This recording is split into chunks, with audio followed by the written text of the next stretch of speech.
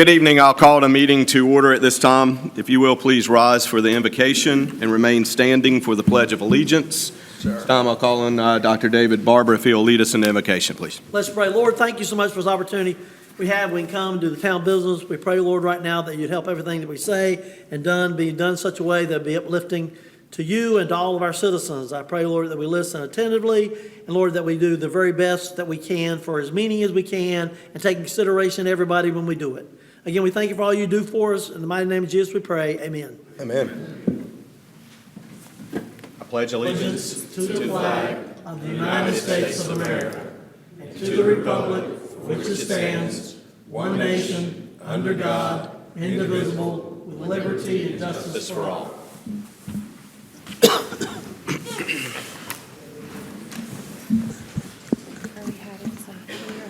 All right, gentlemen, you have the agenda. I'm not aware of any known changes. Does anyone else have any changes to the agenda? If not, I'll entertain a motion to approve the agenda. So moved, Mr. Mayor. Second. Motion and a second. All in favor? Aye. Any opposed? Motion carries. Thank you. All right, we'll move now to our public hearings. This is not a quasi-judicial hearing, so no need for anyone to be sworn in. This is conditional zoning request, Finley Landing revision, CZ-24-06. Carolina Land Group LLC is requesting a rezoning of 47.8 acres within the Finley Landing development. The area was previously proposed to have 360 apartments, and the revision is proposing 168 townhome units in place of the apartments. The Finley Landing development is located along U.S. Highway 70 Business across from Amazon Warehouse. The property is further identified by Johnston County Tax ID 150770355H. And at this time, I will entertain a motion to open the public hearing. Make a motion to open the public hearing. Second. Motion and a second. All in favor? Aye. Any opposed? Motion carries. Stephen, I'll turn it over to you. Thank you very much. So this was formerly called Floyd Landing. They've renamed it to Finley Landing, so you'll be hearing Finley and Floyd throughout the future, but it's now Finley Landing. So they're looking at 47.8 acres that used to be the apartments, the planned apartments, that portion of the development. And so that's what we'll be talking about tonight. With this proposal, there will be 3,724 lineal feet of road. Point that out. So we're really looking at this piece of the development highlighted in yellow. They're looking for an alternate plan, so they may or may not build the apartments that are already approved. They're looking for an alternate to possibly do these townhouses instead. The townhouse plan, just in summary, is going to be 168 townhouses, 2- and 3-story units fronting on a 50-foot right-of-way, with the 27-foot back-to-back roads. In the alternate plan, the pool house, swimming pool, vehicle maintenance, car wash amenity have been eliminated. The alternate plan keeps the tot lot and dog park. They have provided 128 auxiliary parking stalls in parking lots throughout the development. This is what was originally approved. You can see in kind of in blue and gray is the apartments. Here's a detail of the apartments and what was originally proposed, the garden-style apartments on the left in the image. That was 360 3-story garden-style apartment units. Again, pool house, pool, dog park, tot lot, vehicle maintenance, and private parking lots. And that was all on private driveway, so there's no public infrastructure other than for water lines. The original townhouses elsewhere in the development that are currently under construction included this image here on the right, 2-story with a maximum height of 35 feet in accordance with the R8 standards. They were 22 feet wide for the interior homes and 24 foot wide on the end of the units to accommodate 2-car garages. So what they're proposing are 168 two-story and three-story townhomes. They will be 19 and 20 feet wide units. As I said before, there will be a dog park and a tot lot. They are proposing 50-foot wide public rights-of-way as opposed to the standard 60 in our code. This is consistent with what they had provided elsewhere for the townhouse lots elsewhere. As with the previous townhouse developments, 27-foot wide back-to-back streets with curbing to match the previous approval. You can see the proposed townhouses in the lower left of this picture. Similar materials as the earlier townhouse, but just 2- and 3-story and different dimensions. So here's an example of the proposed, again, 30-foot, like the other development, they would have 30-foot front setbacks. And the red units on the plan to the right will have 20-foot wide units, and the blues are 19-foot wide units. So it's color-coded. You said the red was what now? The reds are 20s, 20, thank you. and the blues are 19s. Thank you.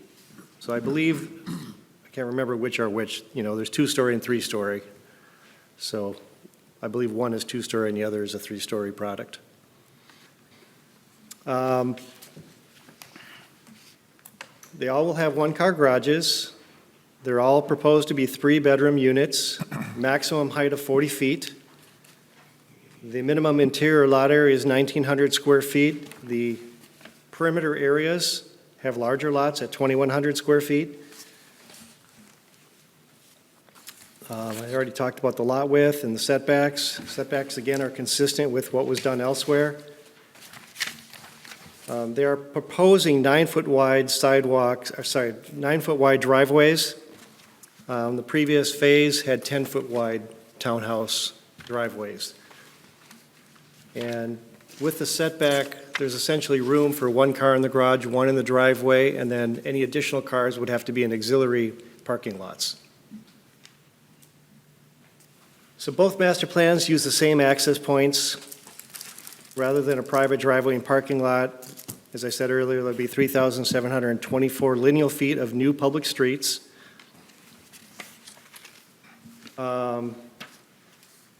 And they are proposing sidewalks on both sides of the public streets.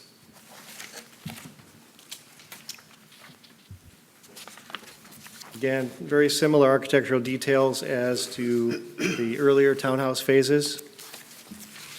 The garage doors will be 8-foot wide door, which is a little narrower. I believe the single-car garages come in 7, 8s, and 9s, if I understand it. So these are a little bit smaller garages, but not the tiny garages you see in East River.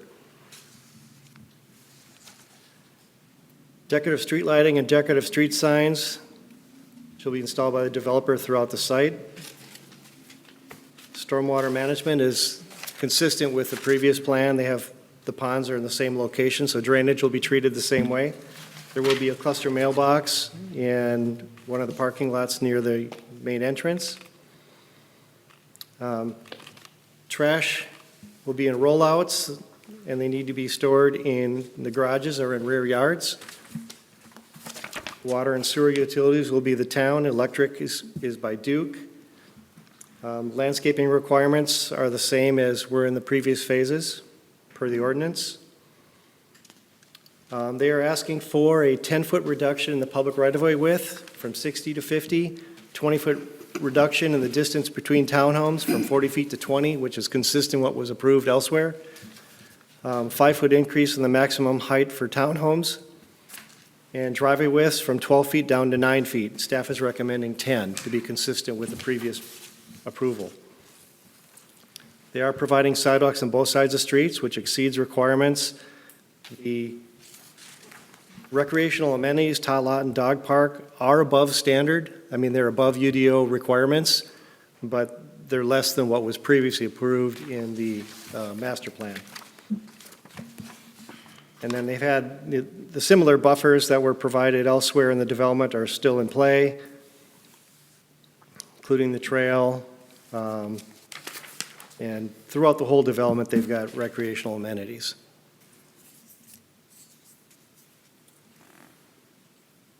So staff finds this plan consistent with the comp plan, which supports flexibility in zoning regulations, consistency with the Unified Development Code per the UDO conditional zoning provisions, and is compatible with the surrounding land uses. There's already single-family and townhouses in the area. It's a similar use. Staff is recommending approval with one condition. It's kind of a long condition with multiple sections. It's kind of codifying those changes in the standards and then highlighting the architectural standards that the developer had provided. That staff is recommending this motion. And with that, I'll take any questions you may have. Any questions for staff? What is the proposed size of these units? 19s and 20s wide, as opposed to 22 and 24, which you saw in the previous townhomes. Interior square footage? 1,900, it said here. Oh, That's lot size. that's the lot size. I'll let the developer answer that question. I don't know if I put it in the staff reports. I don't have that number handy. If you can hold that question to when he comes Yeah, up. that's fine. Also, when you ask the question, so I'm looking at the list of the layout. Where did they say we're gonna put the, I don't see it on the drawing, where they're gonna put the mail kiosk. It's in the parking lot closest to the main entrance. You see kind of a square box off the sidewalk? I can go back to that.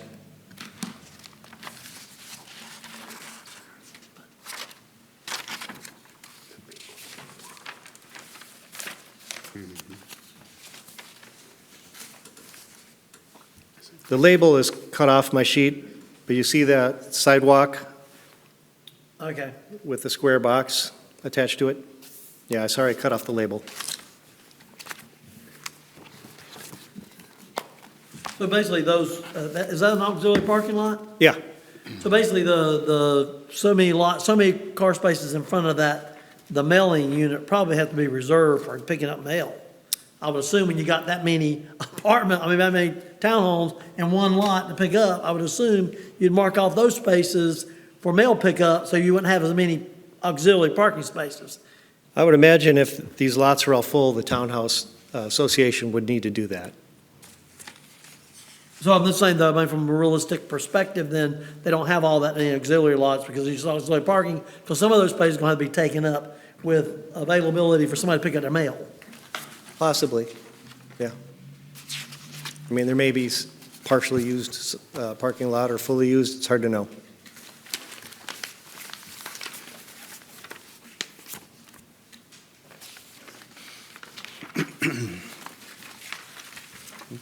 Any other questions? Mayor, I have a question. Mr. Winsman, thank you for your presentation. Based on the discussion we had earlier, it's been a while ago, it seemed like that with the apartment concept, with the pool and all those things, there was going to be on-site management. Is that changed now, or do we know? We discussed the parking issues and such during that time. Here would just be an HOA. That wouldn't be, I mean, they'll have a maintenance crew for the common amenities, landscape maintenance, but I don't think it'll be the same level as you would as with an apartment complex. I'm finished. So Thank you. To follow up on what Councilman Scott said, too, I think we were also told that their intent was to own a certain number of those units that they would manage. So the question is now, are they still planning to own some of these units as rental units, as townhome rental units? That's the, you know what I'm saying? Or are they just planning for selling them? And of course, if they sell them to somebody and buy them, they rent them, there's nothing we can do about it. I don't mean Yeah, that, but I mean, are they planning to have a presence there in any capacity? Again, I would let the developer speak to that because it's not really a zoning issue as much. Well, it takes in consideration whether we approve or not, though, Sure. because it take all that in consideration of what we think is going to be appropriate. Sure. But I don't have the answer to that. Why don't we go ahead and have the developer come up at this time. That way we can go ahead and ask questions directly. If you will, please state your name and address for the record. Joe Faulkner, with the CE Group, 301 Glenwood Avenue, Raleigh. I guess, first of all, I'll just say one of the reasons for the change here from the apartments is, I think all of you can appreciate, the current environment for multifamily lending is a little more challenging than what it was when we originally, this project was originally started. So that coupled with the the interest from the current builder out there, and it being able to provide another product and another price point, and actually even maybe a little lower price point than what they were hitting on the others. So that's one of the reasons for going down to a little bit smaller size, going to a single garage only on them, things of that nature. So that's really what precipitated. You would ask about the square footage. There's two different products. One will have a square footage of around 1,858 square feet, and the other product has a 1,581 square foot size. So there'll all be 3 bedrooms, as mentioned, and would access, from the below. With that, I'm more than happy to answer any other questions. As far as the parking, yeah, you're right. Typically, we do mark off like 5 to 6 of those spaces up front. It's 5-minute parking, something of that nature, to accommodate for mail pickup. But again, I think what we've done is the way we've tried to distribute the parking throughout the site is to make sure that it's distributed really well for all of the the units to access for extra cars or neighbors or whatever, or visitors. What's the reason for the 10-foot reduction in public right-of-way? I don't know if you've driven through there on the roads that have already been built. I No. encourage you to do so. I mean, the water right-of-way does, it's just more area. So what we've done is provided that it brings the sidewalks a little closer in. So then that gives you that gives us that 30 feet again from that sidewalk back to the unit for parking. So, I mean, as Stephen said, you can get one car in there. You can probably, most folks, unless they're driving a Suburban or something, are going to be able to park 2 cars, without even the garage being counted for. So, even though we have the reduced right-of-way, we still have a larger front setback. So it's really just where the property line is, So is the setback from the right-of-way the right-of-way? is 30 feet to the building. And what they did in the previous phases, they actually moved the sidewalk. Usually the sidewalk is either on the property line, on the right-of-way line or a foot off the right-of-way line. They actually moved it in like 2 feet and left 3.5 feet or something. So they shrunk the boulevard and created a little additional space for the bumpers of the cars to be off the sidewalk. So they're proposing to do the same thing here, just to kind of make the driveways look a little bigger, a little longer.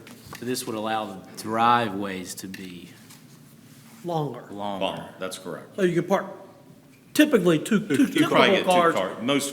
Most people will be able to park 2 cars. Because, garages quickly become storage rooms and you can't get into the garage. Guilty. So I know, that's right. So, He'll be I on mean, one that's, side. you have to plan for that. So you plan for them not really, you plan on parking in the And car. again, that's for why And we they were able provided to do so that. much additional surface parking in addition, beyond what's required.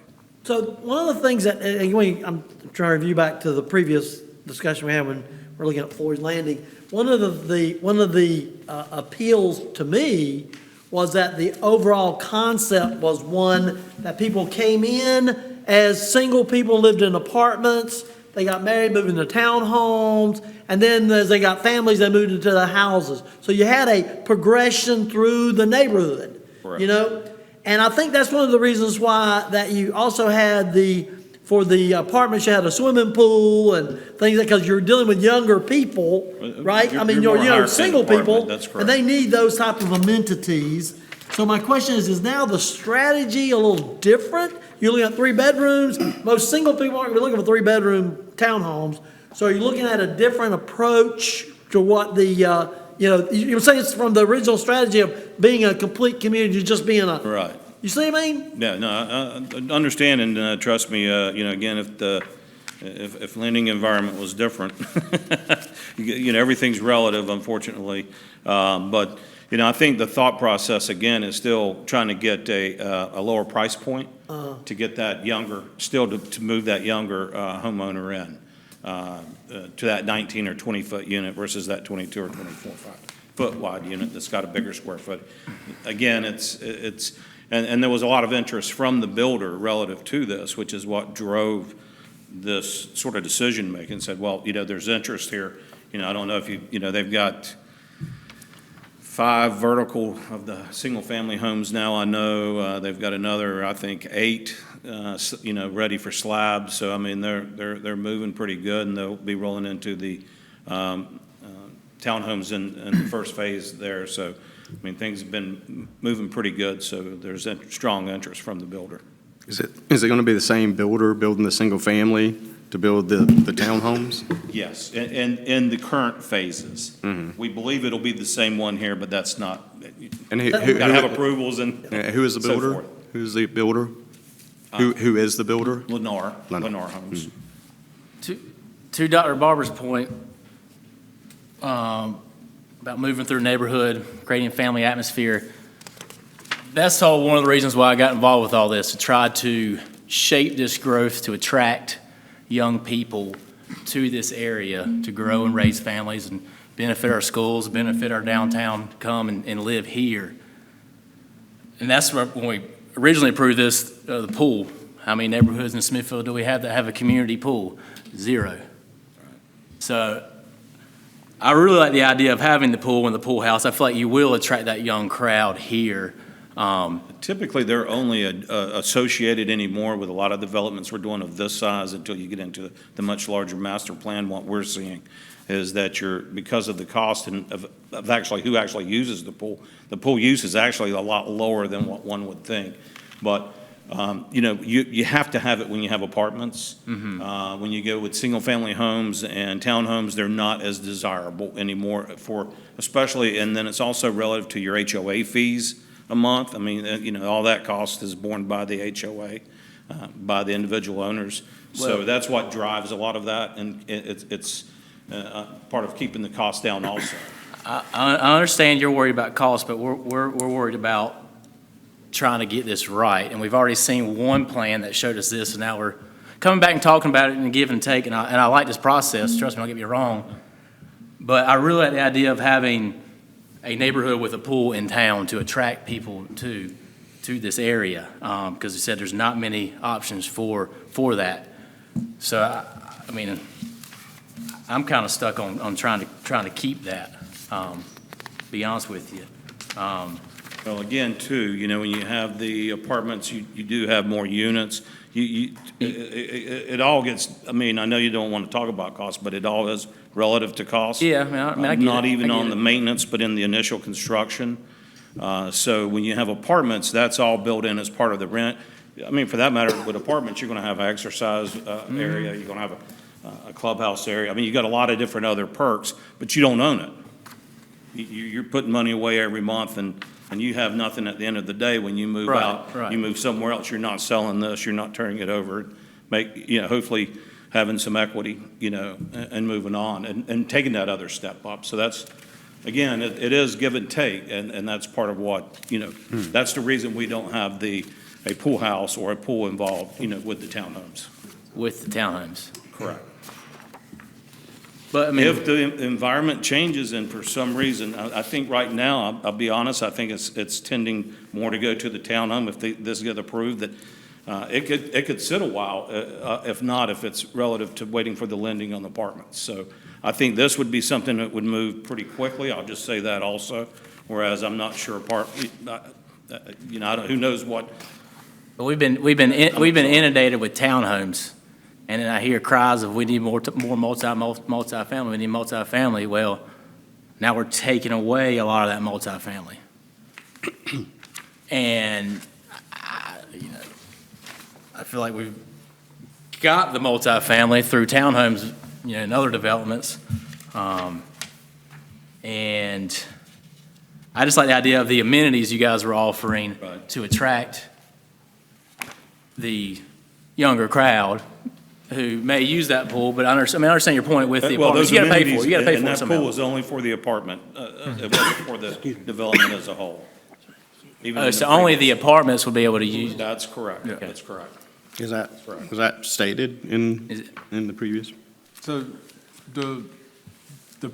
and I realize these aren't built yet, but the price point between the original townhomes that were stated versus the smaller townhomes, what is the expected price point on I that? do not have that exact number. I mean, I didn't figure you would, I mean, Your square footage is lower, yeah, so the price point's gonna be lower. are they, All the finishes are the same. okay, that was my next question. They're Yeah, yeah. set So to be the that- same All the architectural standards. level of, That's correct. okay. That's correct.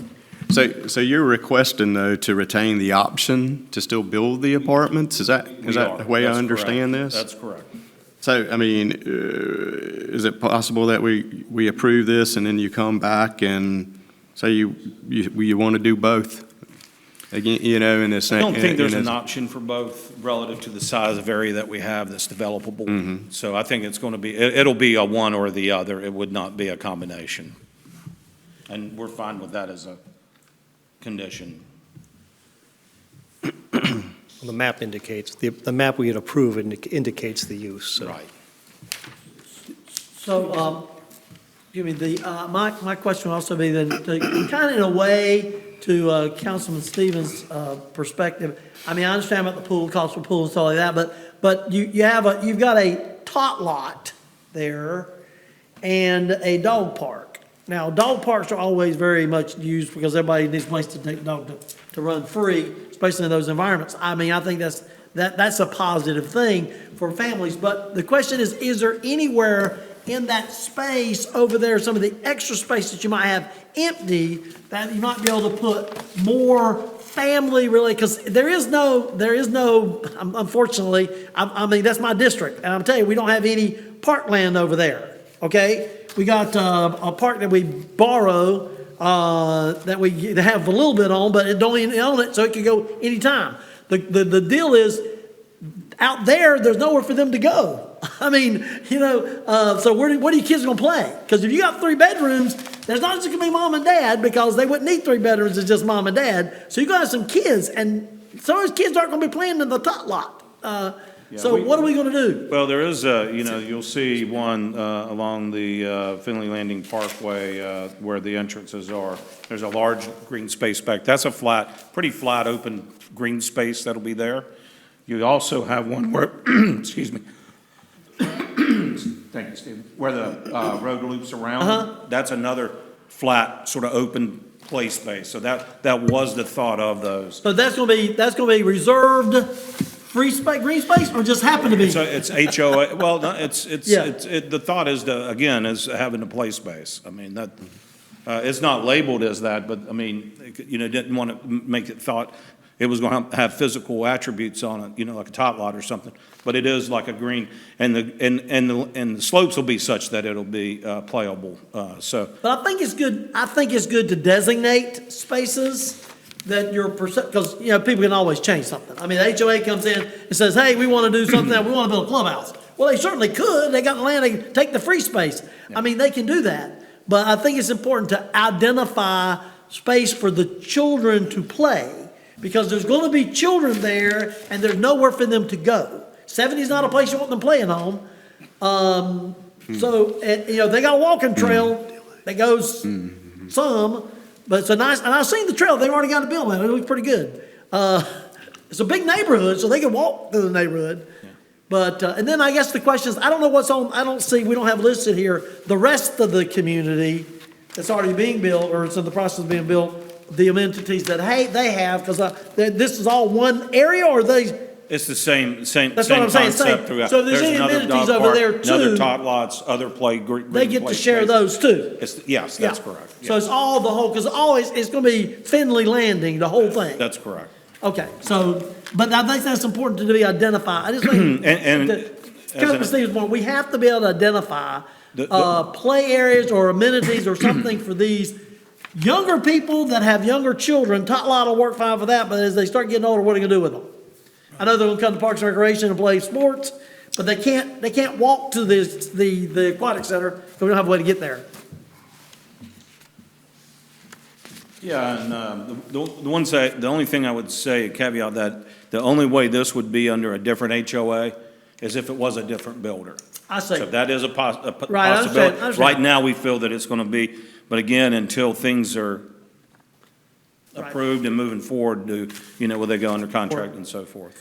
Well, but I would encourage you to find, even on this lot here, some designated space that you're gonna designate for that, so that whenever the builders build it, they know this is and when people start buying property or seeing the design, they know this is a designated play area available for children to play. For you to take your dog out there and fry a frisbee or whatever you might do,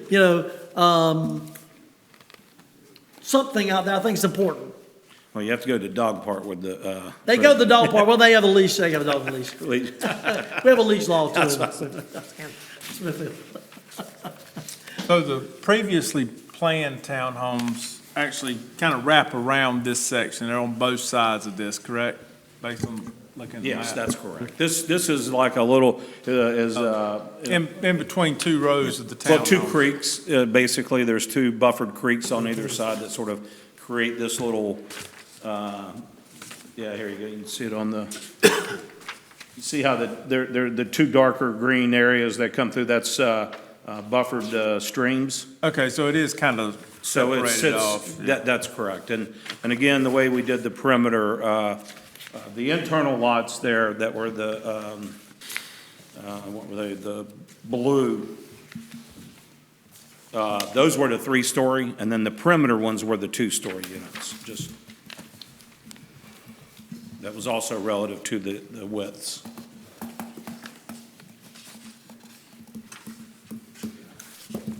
What do you do with all that wet land back there? Nothing. Just, Let it sit there. it's, all of that just remains in perpetuity as green open space. It's recorded, it'll be recorded that way.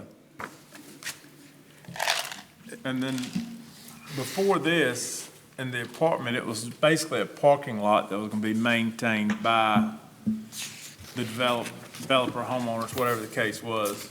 And now this will be public roadway that'll be turned over to the town for maintenance. Correct, except for This regular the road. private parking lots. Those will still be maintained by the HOA. Right, but before, when it was an apartment, everything was a private parking lot. That's correct. And that, okay.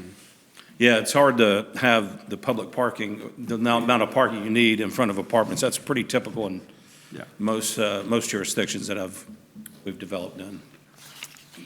The plan showed 33 feet from the sidewalk to the front.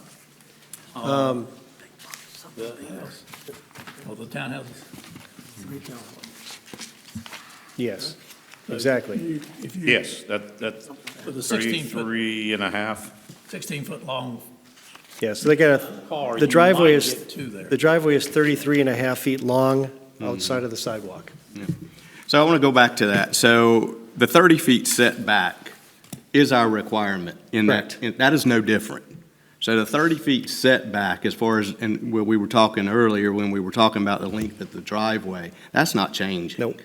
Right, so that's the same. So I want to go back to the question, I think that Councilman Stephen asked, was about the 60-foot wide right-of-way, reducing that down to 50. What does that involve? What does that mean? I mean, I know what it means, Still 30-foot but, driveway. To answer from the town's perspective, I mean, right-of-ways typically have a lot of things in them, and you never know, there's always something that new wants to go on our rights-of-ways, and we have a lot of, fiber going in all over town right now, and it's quite a disruption because they got to go around other utilities, existing trees, and that sort of thing. So, the tighter the right-of-way gets, the tougher it is for, digging up existing utilities and replacing them without interfering with other ones. Never know, maybe someday the town's going to adopt a tree program and want to plant trees in rights of way. Smaller right-of-way is a little tougher for that.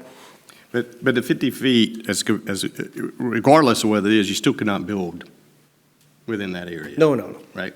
Because it's a right-of-way. Yep. no. How wide's the street going to be in that right of way? The street is 27 foot 27. wide, back to back, consistent with the town Other standard. part of the community or no? Is it the same as the other part of the community? Yes, Okay. yep, it's consistent. Yeah, So you know, this- DOT has a 50-foot right-of-way.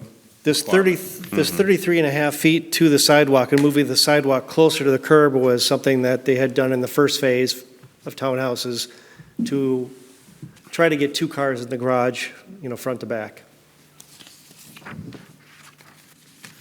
What's the, I'm gonna ask Stephen this question, remind me your name? Mr. Faulkner. Joe? Mr. Faulkner? Yeah. Stephen, what's the benefit of them reducing the right-of-way? More land to develop? But they can't develop on it anyway. No, I mean, if you push the roads, Oh, it's gonna push the units push everything. out and they start running out of land. That's essentially- the point. Yeah. You can get more.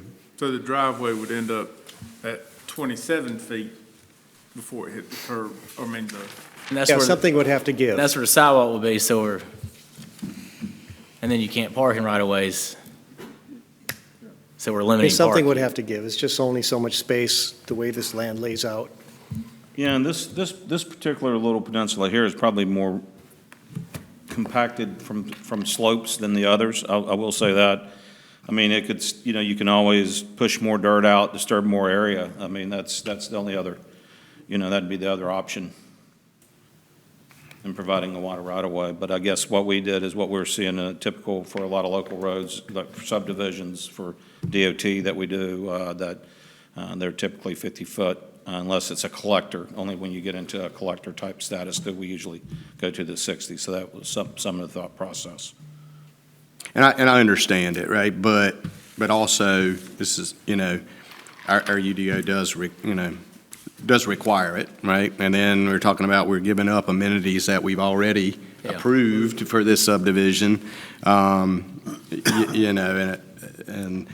you say the pool was only for the apartments, but the dog space and the top park that would be located here, or was located where the apartments was for the whole subdivision as well? Mr. Mayor, there were dog parks and tot lots elsewhere in the development, in addition to what they were doing around the apartments. So they've retained the dog park and the tot lot in this area alone, in addition to the other ones that are existing. Yeah, but my question is that the dog park and the tot park, whatever it's called, that was in this area when the apartments were proposed, would be for the use of the entire subdivision, not just the apartments? They were originally for the apartment complex. Those units would be using those facilities. How do you control that? Well, You don't. you probably don't. Right. Gotcha. Well, I'm getting back to the pool, right? Typically, the pools at apartments, typically, you got to have a fob Pools are different. to access, so they are typically locked for access. So that's pretty typical on any apartment development we've done here in the last 10 years. Okay. I just feel like the market has changed. You guys are doing what you got to do as a business. And I was sold on this because this was some nice apartments with nice amenities. And that's why I approved. This was one of the first things I was on here doing. I said, oh, great, we're heading in the right direction. And now I feel like we're getting pulled back to just, well, the market's down right now, but Smithfield's booming, Johnson County's booming. You guys are not going to have any problem filling these. I mean, you guys know this. You're going to fill them up. I'm sorry, costs are up. They're up on everybody. I mean, I'm in business. I get it. I understand that. But we're coming back and we're cost cutting. It's also an absorption At the standpoint. expense, that's nothing to do with us, at the expense of people coming to living in Smithfield. We're trying to provide the best product we have for people to attract people to Smithfield. And your product is the happy medium of where I'm all for it. So you'd rather have rental units? There's a big need for that, too. I'm trying to find a happy medium between those, but this is, Well, that's not to say that these townhomes will not be I mean, these rental townhomes units. are going to be rental And ours is a units. national builder, and Plus, they're, it's they're, combined they're, into se- the- they're selling to investors all over the world in their communities. Well, So they absolutely could be rental units. They're And 100% in going to this be, area- just and- like and every it other one doesn't we've matter if approved they're are townhomes turning or into not. rentals. Right. And we know, And Lennar's a big enough company, heck, they're probably financing themselves. Mayor, I have a couple questions. So moved. Sir, actually, I'm sorry, this will be Mr. Winsman. This increase in the height, I don't remember what the apartments were, but with the airport overlay district, does that conflict that in any way? With the airport, overlay district. You said that this is going to be up to 40 feet. It's 5 feet they're tall. 5 feet taller. Is that a problem? I don't see it as an issue. Okay. The other question I have is, the mayor was talking about the setback, which I think is important, but what defines a setback? Is it the front door, and you can build the garage forward of that? Or does it include the whole front of the house? It's the whole front of the house. It's where the building is, the foundation of the building is the setback. Do you understand Close- what, my close- question? yeah, If closest you built point. that garage, that would conflict the, The garage cannot move forward into the 30-foot Into the- setback. okay, but if it did, the whole house would have to be back at a minimum of 30 feet, is that correct? Yeah, the closest point to the Structure. the front property line, the structure, the closest point would be 30 feet away from that property line. Okay. Because I know there's some of those that exist and that drive, the The only thing that can encroach is like Garage is out a step to get you down from Oh, the yeah. house. And I think you can have like a little canopy that encroaches, I think, 3 feet into the setback, the covering on the stoop, but it's got to be open, it's got to be open-sided. So on the properties that have the garage forward of the front door, that would be where the setback would exist in that piece? Yeah. Is what you're telling me? Yes. Okay. Excluding the stoop. All Yeah, right, when thank you you. look at the elevations, there is some inundation of the front doors. But the minimum's that go going to be in. 30. I was thinking about the parking. Okay, that's all. Thank you. So what type of facade are we gonna have on these on there? I mean, we were very picky on some of our previous townhomes and all that we had built. That they had to have different, materials for they couldn't be all one thing, and there was very much, standards that were pretty detailed. So what are these gonna be? What they're proposing is the same as what was approved in the previous. Sorry about that. What we approved previously when they came last time? Yeah, the previous townhouses have the same materials, just a little bit different Hold on, architectural. though. You mean the same materials that we approved that were the bigger townhomes with the bigger garages? Yeah, So they're not the same then, right? different sizes, but the They same look- materials. They got the same look, you're saying? Same materials, Okay. same mix of materials. But It's I'm right saying, but I'm here. saying, you understand what I'm trying to say? I'm trying to Yeah. say, you're giving up something here. So that's, I'm just saying, make sure that we, if we look at because maybe we weren't quite as picky when you got all these others, and now you don't have that. Maybe we're more picky on that then. So that's what I'm saying, we just make sure that we got what we want. Yeah, the materials are really the same. It's just that these are narrower with one-car garages instead of the two-car garages on the end units. Stephen, remind me again, when we looked at this the first time, all the phases, how many single-family homes are being proposed? Do you recall, Joe? I'd have to try to read that plan. 87. And then how many townhomes? In the first, 369. how much? 369. So we already had 369 and that was been approved. That's not a total, or is that? So that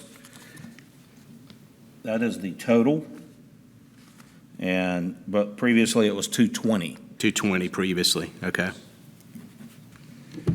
So it's 100, yeah. So in the original, 87 single And family. it's about half, it's almost half the number of, there was 360 apartments, there's 160 townhomes. So it's a big reduction in density.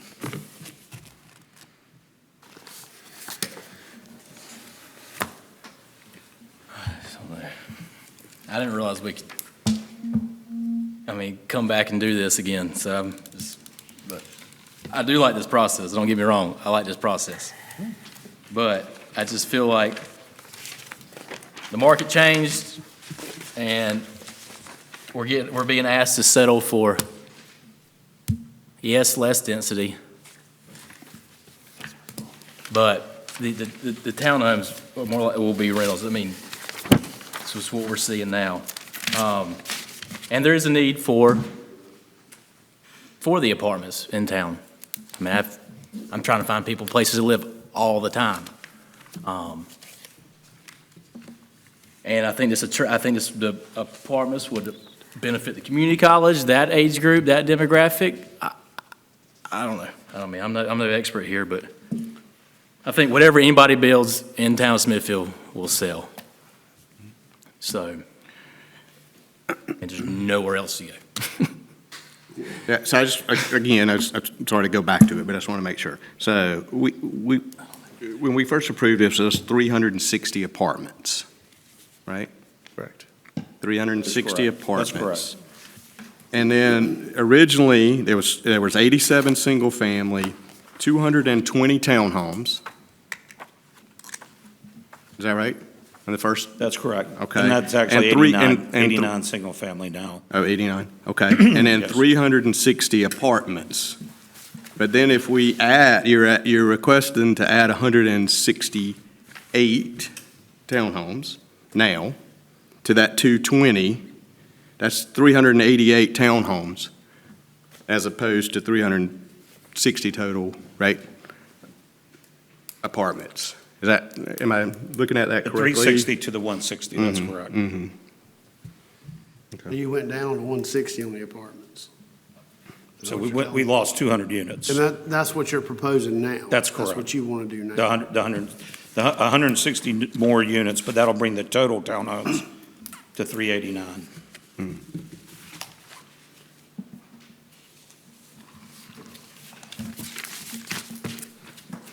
And I can't, there may be some differences between the recommendations and the master plan. So that's just based off the master plan. We started with that many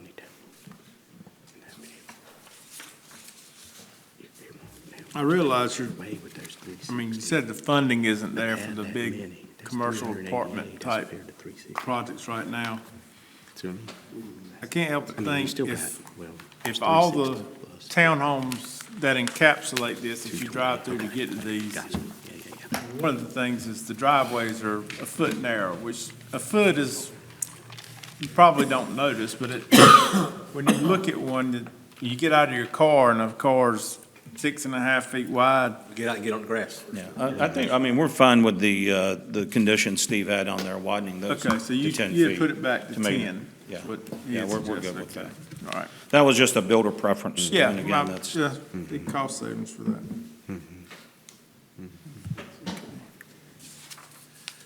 And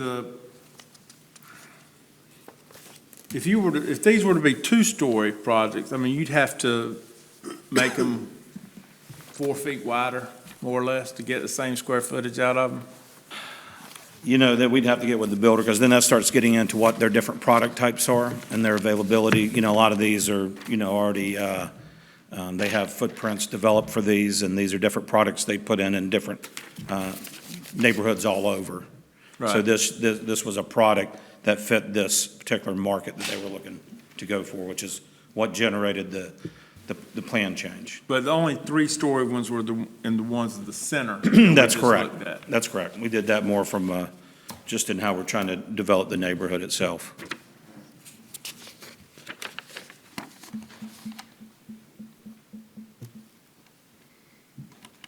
Any other questions, comments at this point? And the square footage on the three-story ones was roughly what, did you say? Because they were the same widths as the two-story, were they not? No, the three-story are 19 feet wide. And those were 21 and 20.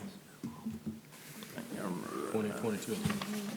Was it 1581 versus 1858 is what you told. I'm not sure which is which.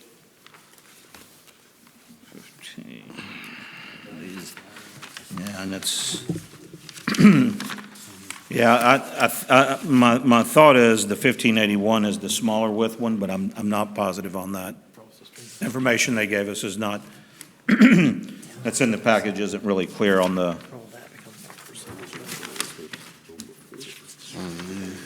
That was my assumption as well, but it was an assumption.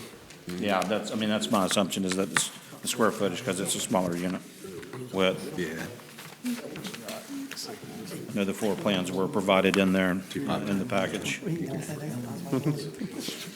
Again, they're three bedroom, 2.5 bath. So, I just had a question, not necessarily related to this, but it was something that Councilman Stevens said, and I wanted to know was that quasi-information, was it actual factual information? Because it makes a difference. So the question is, do we have records of how many townhomes that we've sold in Smithfield, and how many of those townhomes are actually rental property today, or are actually single-family residents? We don't have that information, Yeah, we don't track ownership. so we have no idea to know that to be the truth, or factual information. We don't know. Have to check GIS and to check who's paying the bills. That's the only way you'll be able to find out. We don't know that, though. My point is, we don't know that information. I'm not saying, I'm not counteracting, I'm just saying, I was surprised to hear that, because that's not what we were anticipating. When we approved these townhomes, we have stressed the purpose of hoping them not to be rental. We understand there would be some, of course. There would be some, because people can buy, we can't control what people do with it. But our intent was always that these townhomes that we approve would, for the primary purpose, be family dwellings that they lived in, that just didn't want the amenities of having to cut grass and things of that nature. Because we see a lot of people, younger generations, my understanding is they're not interested in that. That's why they like these interest-free HOAs that take care of everything. And so that's why, I thought that's why we've been approving perhaps more townhomes, and because if they were just rental properties, I don't think many of us would be in favor of doing straight rental properties, Again, no matter what they are. this is all to sell to a Even if they national were builder. single-family dwellings, if they're rental properties, I still wouldn't want to do that either. So that's what I'm saying. I don't know that to be that'd be factual information. I just want to make sure there was a question that was brought up. And that may end up being the case, but we don't have any evidence necessarily at this point to support that statement. That's what I'm saying. Is that correct? It's a question. Is that correct? We don't keep records on that. We don't know. So we don't have no idea knowing that. Is that something is something we can find out? Maybe. But for future reference, not necessarily for this one, but for future reference, as we plan for the future, if we see this happening, then we have to take into consideration as part of the factors. I'm just saying. The only way we could get a clue is, like you said, looking at utility billing versus property ownership. And that is possible. But people could be renting a property and pay their own utilities. So that doesn't tell you anything. Yeah, but you can Taxes see who the owner is. See the owner is. on rental, on their You utilities? can look it up. You can do it through taxes, though. That's what I mean. Yeah. It's public. No, that's something we might need to have somebody look at for us as we continue to develop more and more of these things. But I think that is important. With your experience, obviously being in this business, how's it been in the past? What do you project being rental? What do you project selling in subdivisions or in projects like this? Say that again, I'm sorry, I didn't. So in your experience, in your past experience, when you put a project together, you obviously know there's gonna be some rental property. You obviously know there's gonna be some ownership, selling properties and whatnot. What has been your percentage of that? It typically takes years to go by before you go through that first level of ownership to where you get into the rental. I mean, but everything, everywhere's different, right? Yeah, depends on where you're located.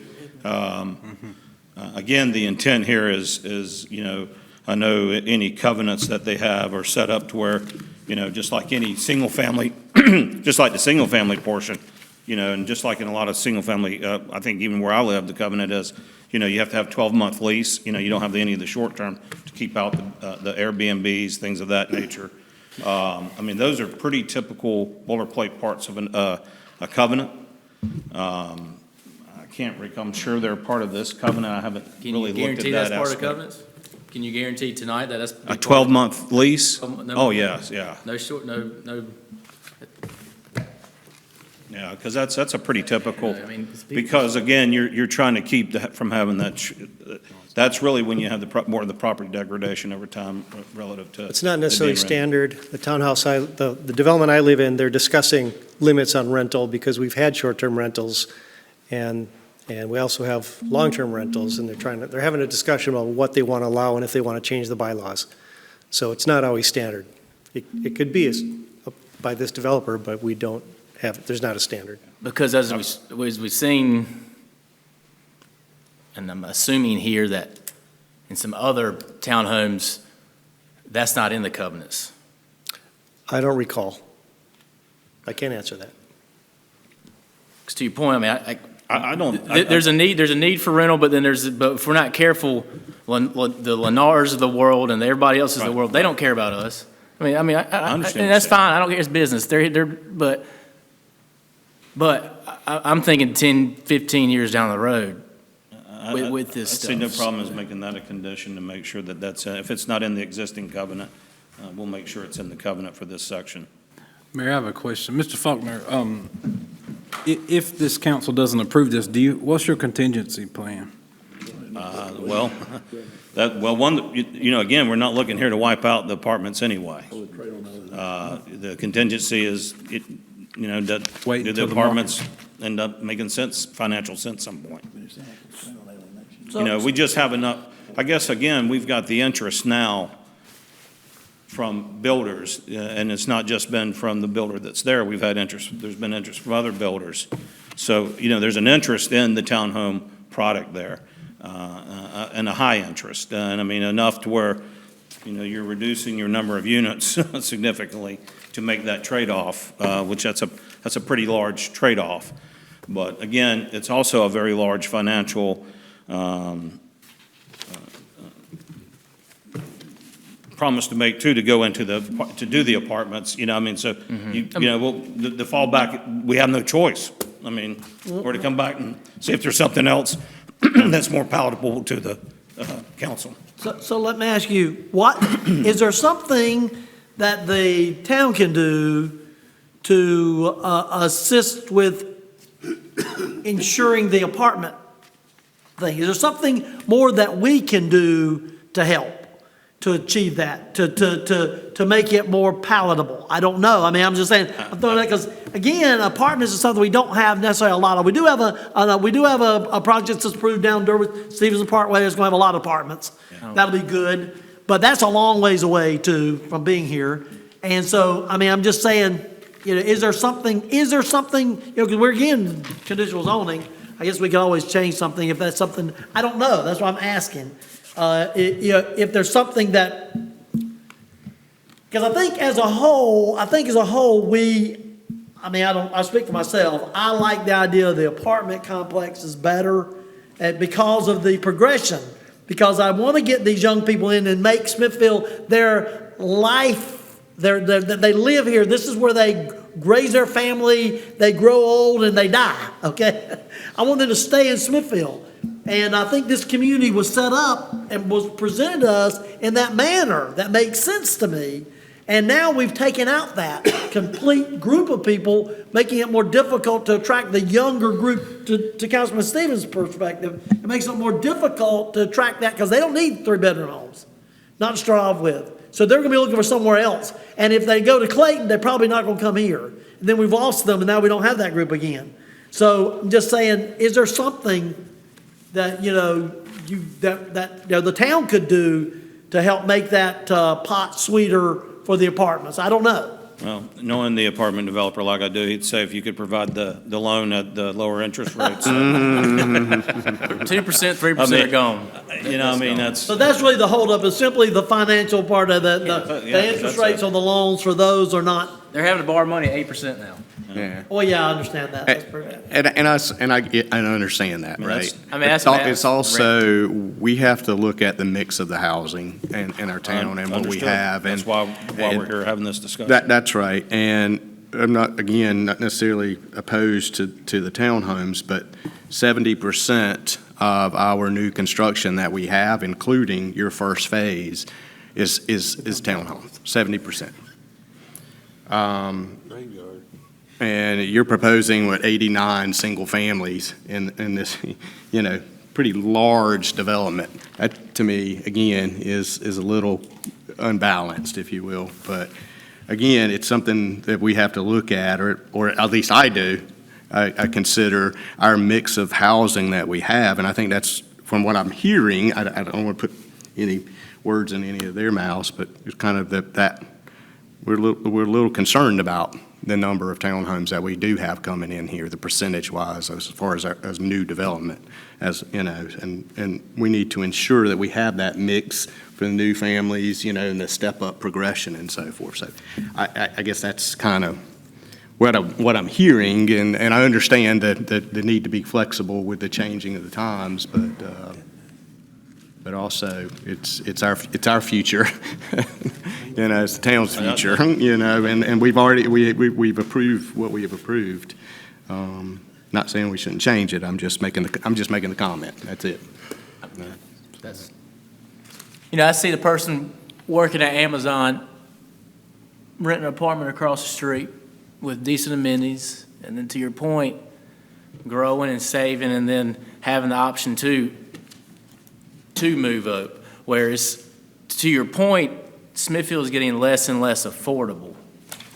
And if the only thing we're offering for affordability is townhomes that are, I'm assuming that over half of them are rentals currently. I'm assuming that. And I just felt, to the mayor's point, we're over 70% what we approved townhomes, that we need that mix. And I was impressed with this from the first time and was okay with it. Now I just feel like the market's changed and we're having to lower our standards, and just because the market changes, and that's none of our faults here, and it's not your fault, it's just the way it is. I wouldn't know that I would agree that it's a lowering of the standard. I think it's just a lowering of maybe the expectation of the Or type expectations. of product being provided. Because it's still it's a for sale product. The whole intent is for young ownership. Mm-hmm. It's not, so I think there's still some tractability of this, and the whole reason they wanted to go with a different product here, again, was hitting different price points for that, and going smaller. So, it's not a rental, it's not an apartment with the pool or the. And on one hand, I'm defending rentals, and on the other hand, I'm shutting it down. I can What's the understand price, both. what's these going to be asking price for these?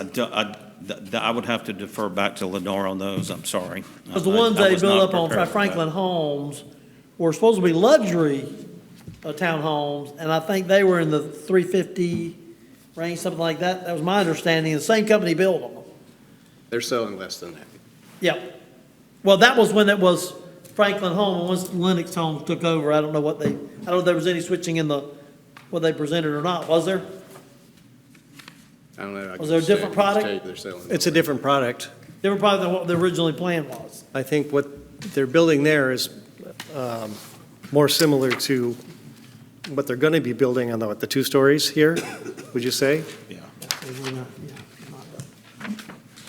Is that a Lenore community? Yeah, that's a That's Lenore. Lenore community as well. Yep. So the two stories in Franklin Towns are probably going to be very similar to the two stories in this That's a phase. nice looking community. Now, it is a nice looking community. I go by it all the time. I have to, right? It's a nice looking community. I haven't been in any of those apartments. I got to go in and look at them. They got people on duty all the time. I just don't have time to go by and see it. But they do have, it's, I can see people's bedrooms when I ride by. So I know they got windows on the outside. There's nobody in the bedroom, by the way, at the time, so just let you know, don't worry about that. I can't help it. So, any other questions for staff or the developer at this time? One more question. Yes, sir.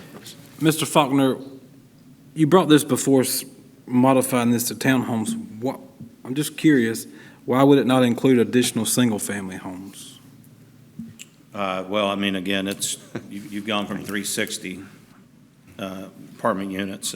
There does become a certain, back to the density, the loss of units.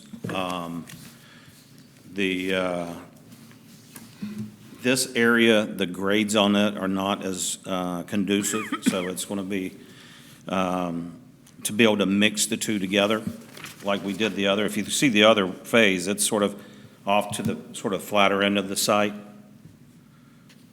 Of course, we did have a big ravine on the back side there where the loop is that we filled in. So I see. There we won't say it was all completely, that loop is, those lower units down there are in a fill, but everything up on the top was in cut. So it's just in how it was segmenting the differences, the different products. Thank you, sir. Any other questions for the developer or staff at this time? Thank you, sir. May call you back up in a minute. No but problem. Anyone in the audience wishing to speak on this matter, please come From forward. 259 up.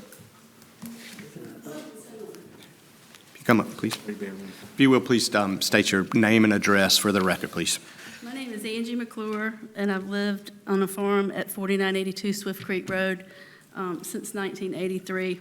First of all, I wanted to thank all of you for your service to the community. I'm sure much of what you do goes unseen, and I appreciate your efforts in planning for the future of Smithfield, North Carolina. Some of the changes that you will be deciding on in the near future could most certainly positively or negatively impact our way of life on a farm.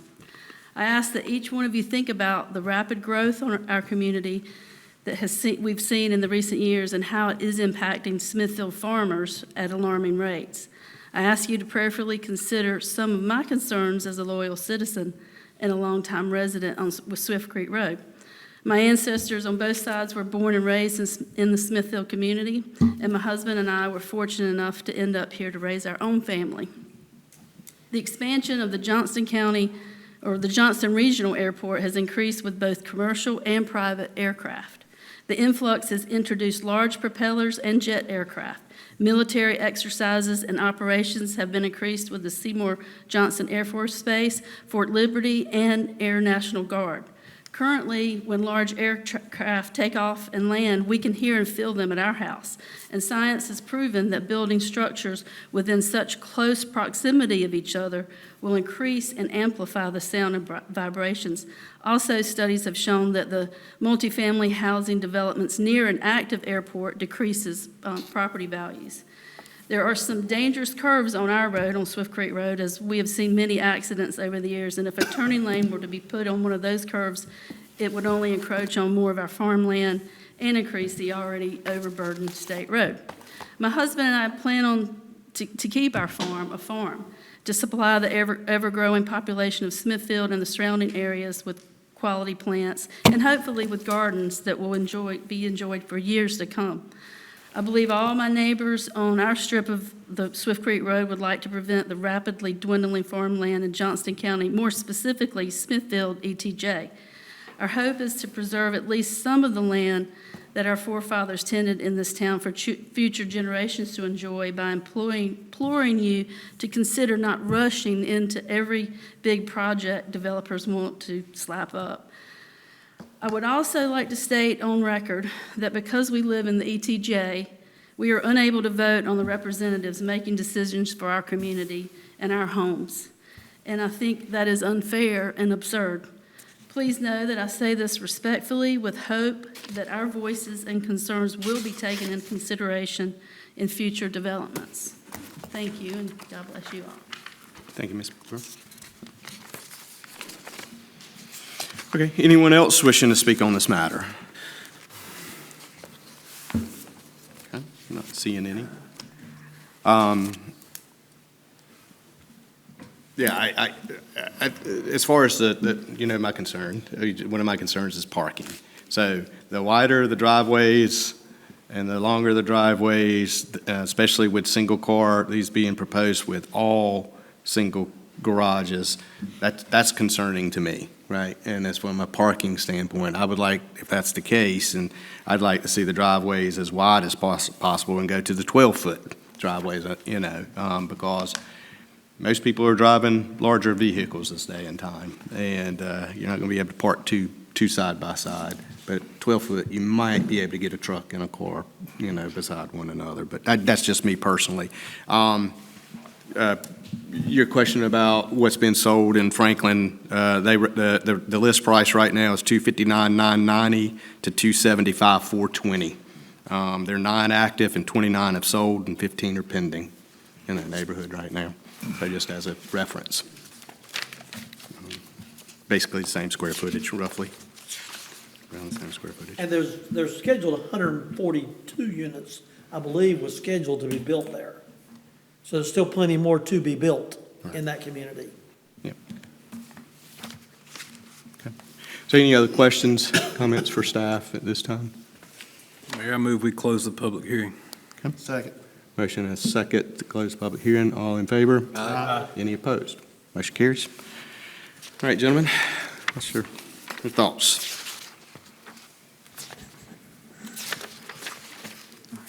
Mr. Mayor, I make a motion that we deny the request for alternate plans for Finley Landing. CZ-24-06. Have a motion. Do I have a second? Don? Second. Okay. Have a motion and a second. Any further discussion? Okay. A motion and a second. All in favor, say aye. Aye. Any opposed? Okay. Motion carries. Thank you, sir. Appreciate it.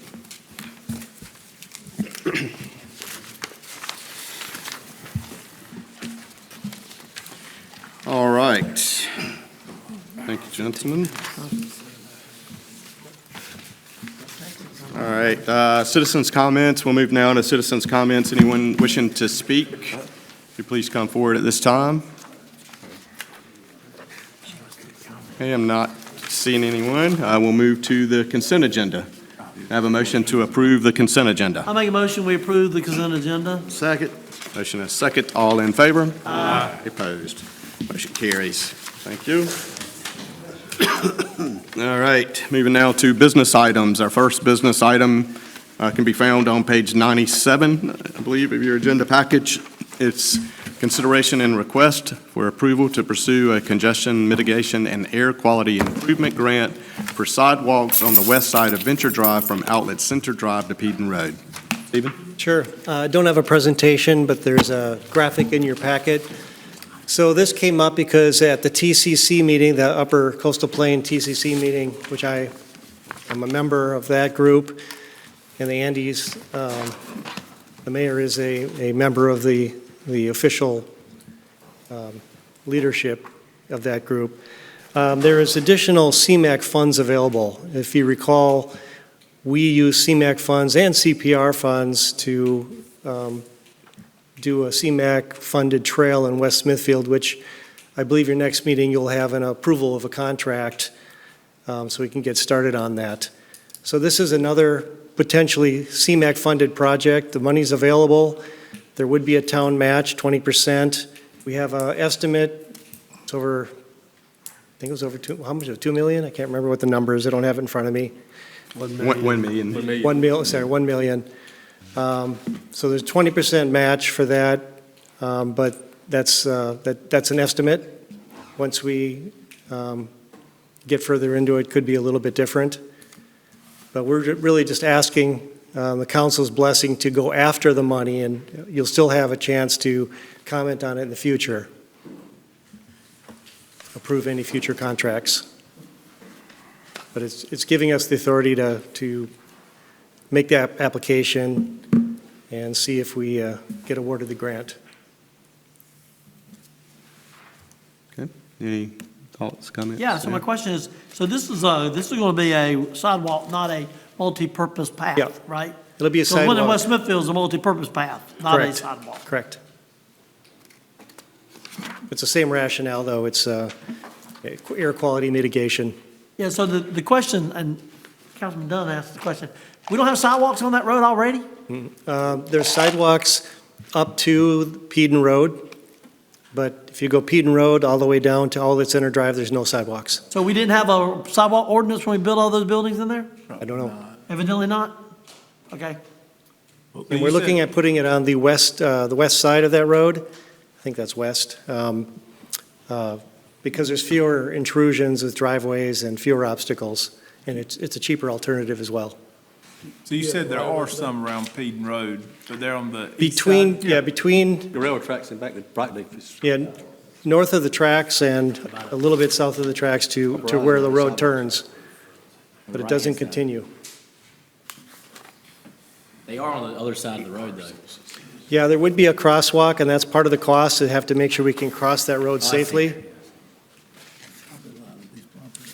You know, could end up being a beacon, it could be striped, we don't really know at this point, but I think some extra dollars were in the cost estimate to make sure there's a safe crossing.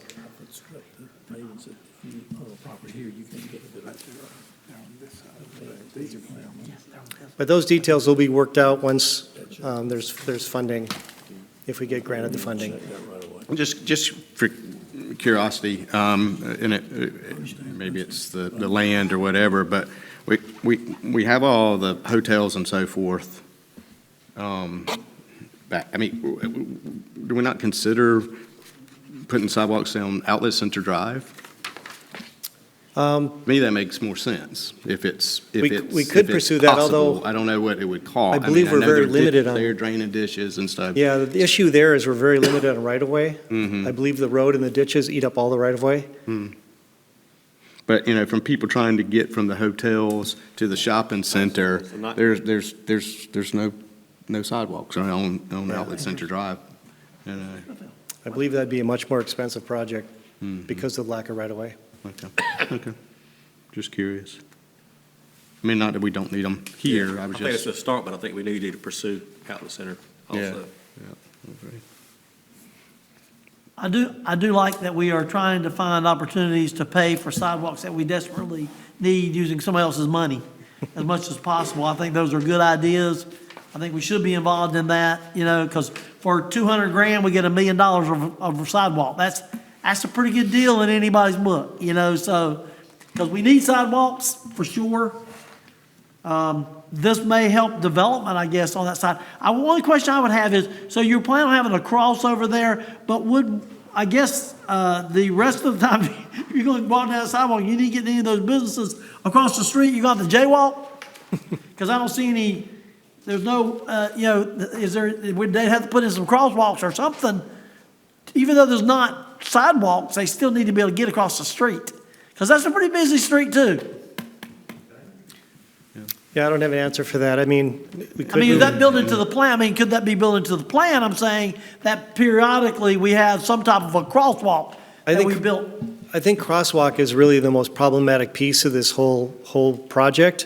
Because there's not a really safe place to cross, and that's a three-way intersection. That's not really the best location either. So, I mean, if that's the concern, you'd probably pay a higher cost and just put it in on the side with all the obstructions. But that's our road, so we own that road, so we can do what we want to do. Yeah, Isn't that true? That's our road. The church yes, drives our road, that's right. so we can do what we want to do on the road. Okay. Yeah. So what about, just are there parcels along here that have not sold?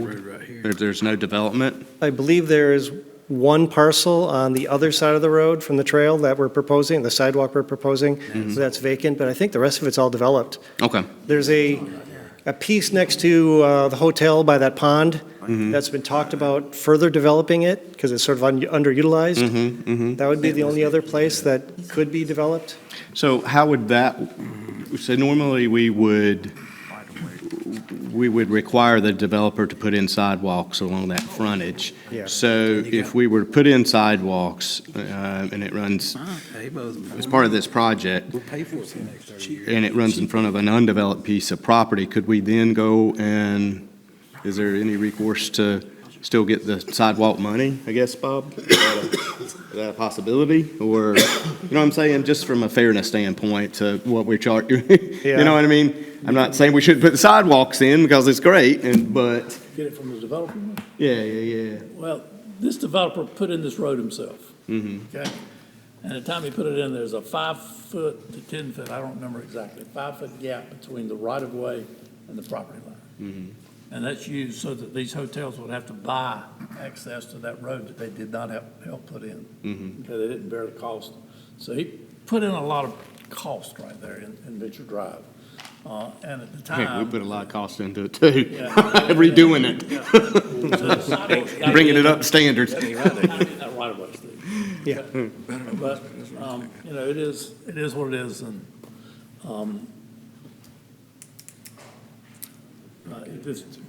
it'd be a nice walkway. Obviously, I agree, it'd be nice. Yeah, I'm just mean, not the developer who put this in, but if there's a piece of property, it doesn't look like there is, I'm just asking the question. I don't believe we have a mechanism to Right. take the If we funds and put- save it for another Yeah. project.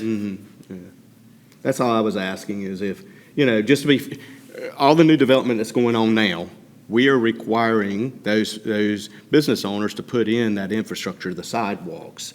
So here we go, when we put in a sidewalk ourselves, do we have any recourse if a vacant property is then built upon and sold, right? But we already have, do we have a way to, I liken it- ordinance that would to allow this. us to I liken have them it pay for their to, portion of the sidewalk? I liken it to when the DOT says, okay, as part of this driveway permit, you're going to need to put in a turn lane. Mm-hmm. It's something that is needed for this project. But if the turn lane's already there, the DOT's not They going to don't do require it. it. Yeah. So Okay. that's how I look at it. And I mean, ultimately, it's fine. I just happen to think about it, right? Just from The fairness. mayor's got a good point. We talked about fee in lieu of sidewalks. What about fee to pay for sidewalk? It's already, I mean, you're improving the property. Right.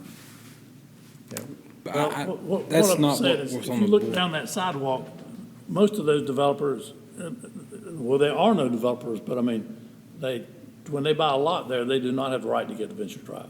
Then they have to buy the right to get to Venture Drive. And at least 3 of them have done that, I think. So it's an unusual situation. But this is developed way before Smithfield was Smithfield. Yeah. It needs to connect right here. The developers did us a service by putting it in. I think we have some time, right? Should we want to move forward with this, but maybe that's something we can look into and see if there's a possibility of coming up with another a change to the ordinance or whatever. I don't know. Well, we do have a fee in lieu ordinance, but I don't think it addresses that particular situation. No, I don't think it does. Yeah. But anyway.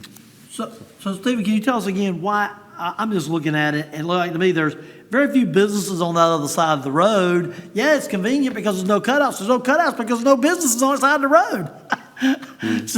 So my question is, would it not be more beneficial to put the sidewalks where people are going to be going for business, even though there's cutouts and turns? I realize that, but then there's sidewalks that can be addressed by the business, because you got a pond over there, they'll never have anything in front of it, right?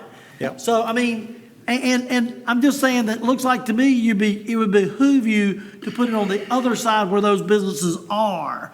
And one other point while I got the floor, I believe that's what's happened when we put sidewalks in. When somebody does development, they tear up those sidewalks, so they got to put equipment in there, and then they have to put the sidewalks back. So the point is, we put the sidewalks in, we're not really paying for them the sidewalks because they got to take them back out again.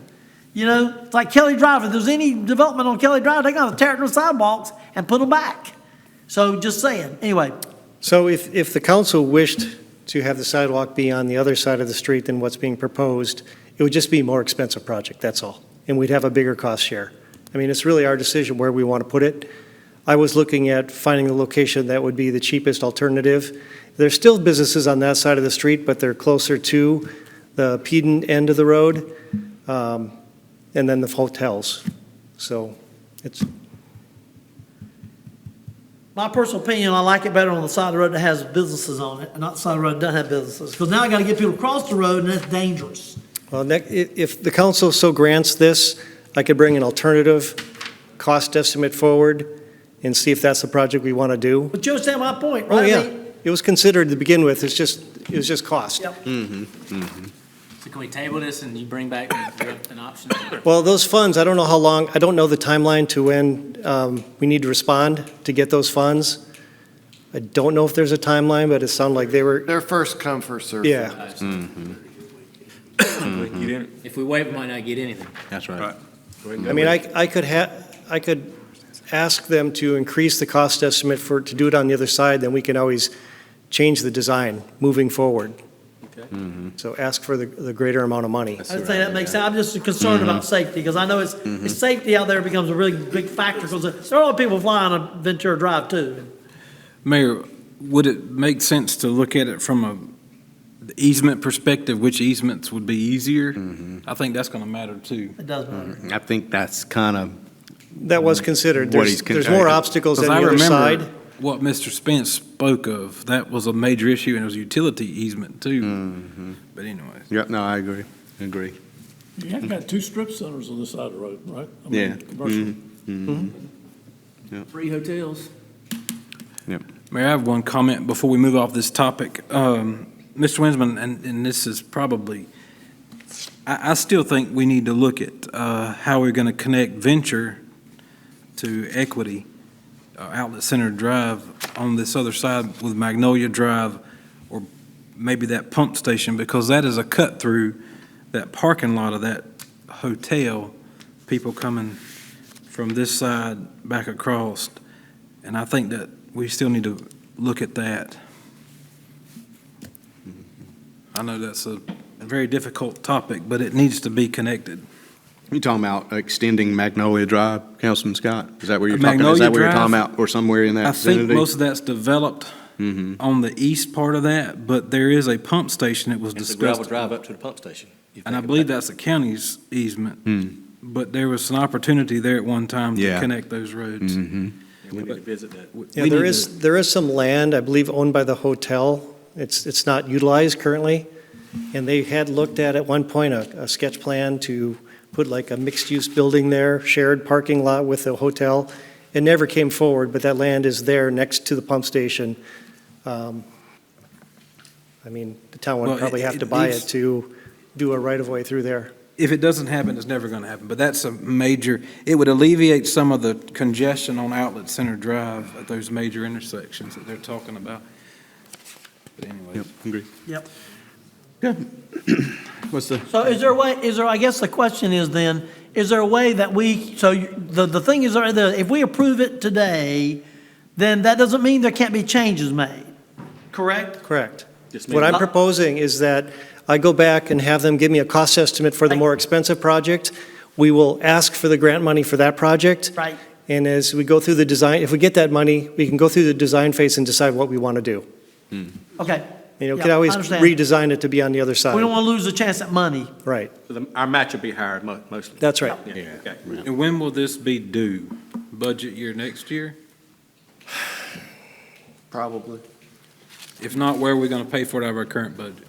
It'd have to come out of fund balance. You have all the American Rescue Plan funds that you didn't appropriate, a little over $1 million went into fund balance a couple meetings ago, so you do have that money there.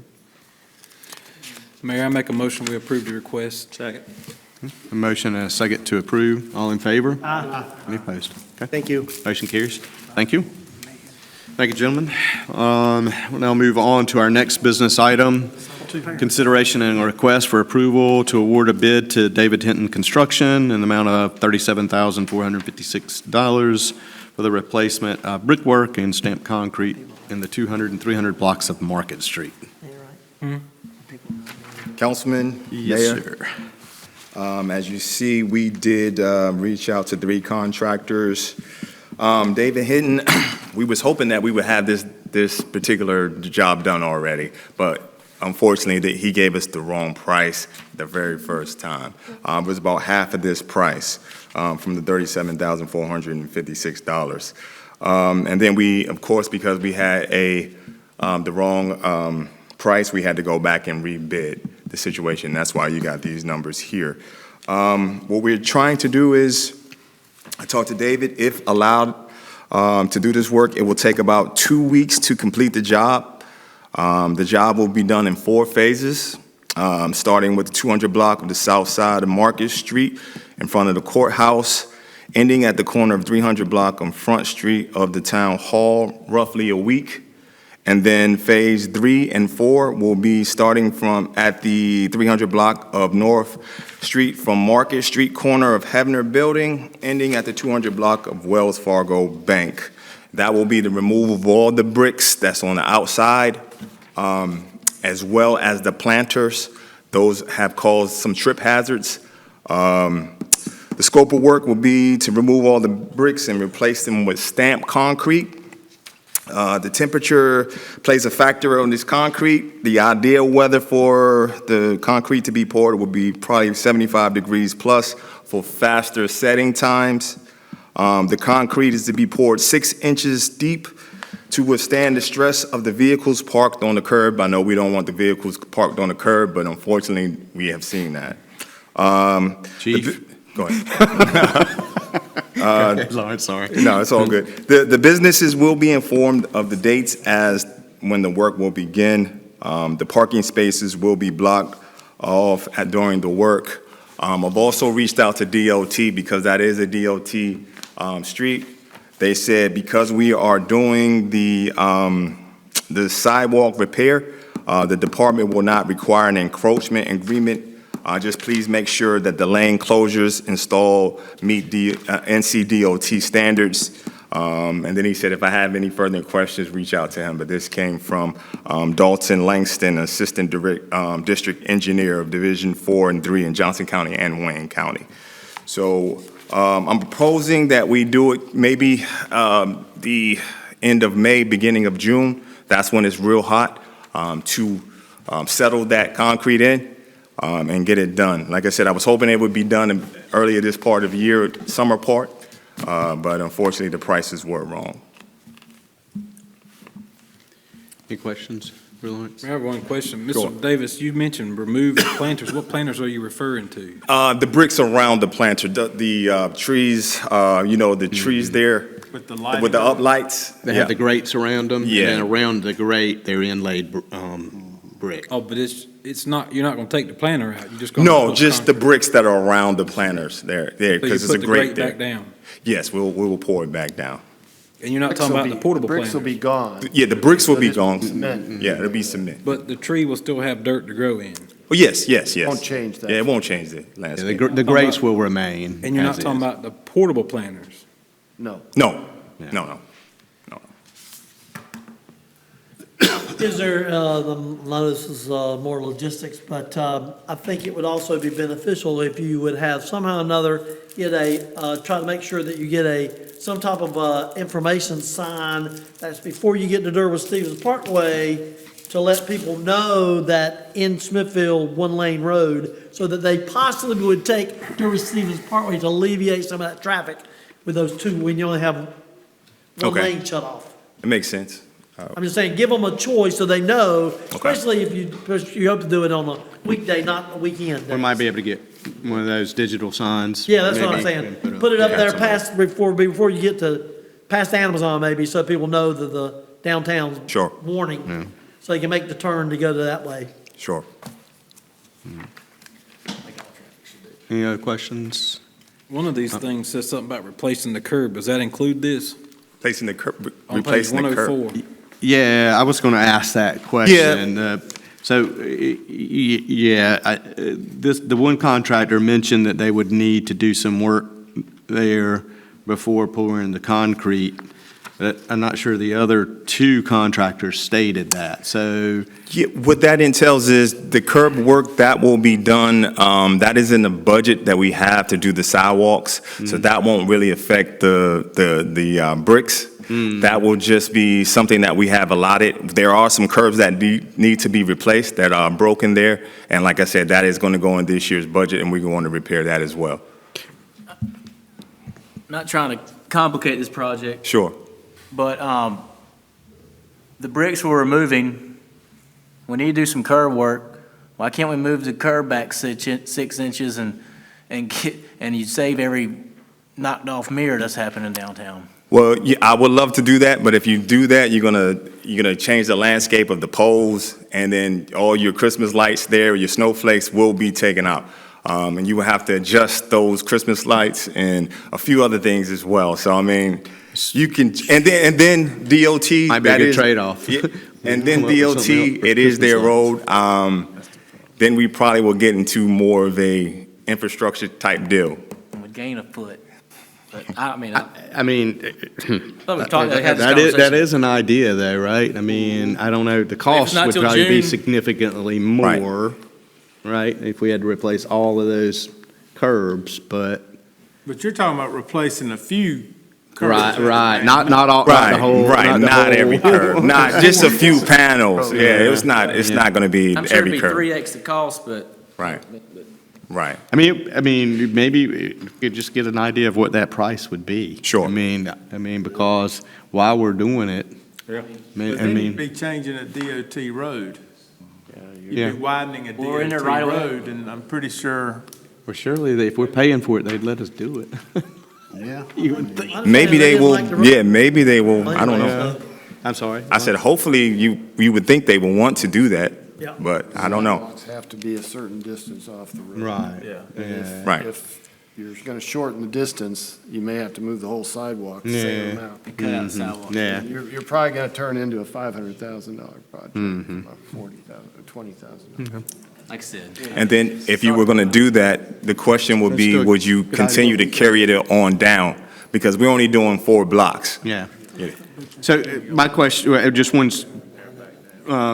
general question. Sure. Are all three of these are for, I mean, I know it should be, but in the 200 and 300 block, right? Because we've Yes. got one that came up with square linear feet of 2676, right? And then, and then our low bidder came in at 2347. So, I mean, I'm not sure how they did it. You think they'd I'm be not sure full if of their tape, wheels. right? Yeah, I'm not sure exactly how they did. And I was wondering about that same thing too. But it is Yeah. for the same It is for area. the same, yes. Okay, gotcha. All right, cool. So if that's what he bid, that's what he bid? Yes. and You have to stick to it, right? Okay. All right. I will say that the repair work, I have noticed, someone has repaired some of those areas already, and I think that was much needed. So Yes. I just walked it this past weekend, and I didn't twist my ankle. Yes, sir. Or my wife didn't. So thank you for Yeah, that. we're definitely on the job. Yeah, appreciate it. Okay. You got it. Any other questions for Lawrence at this time?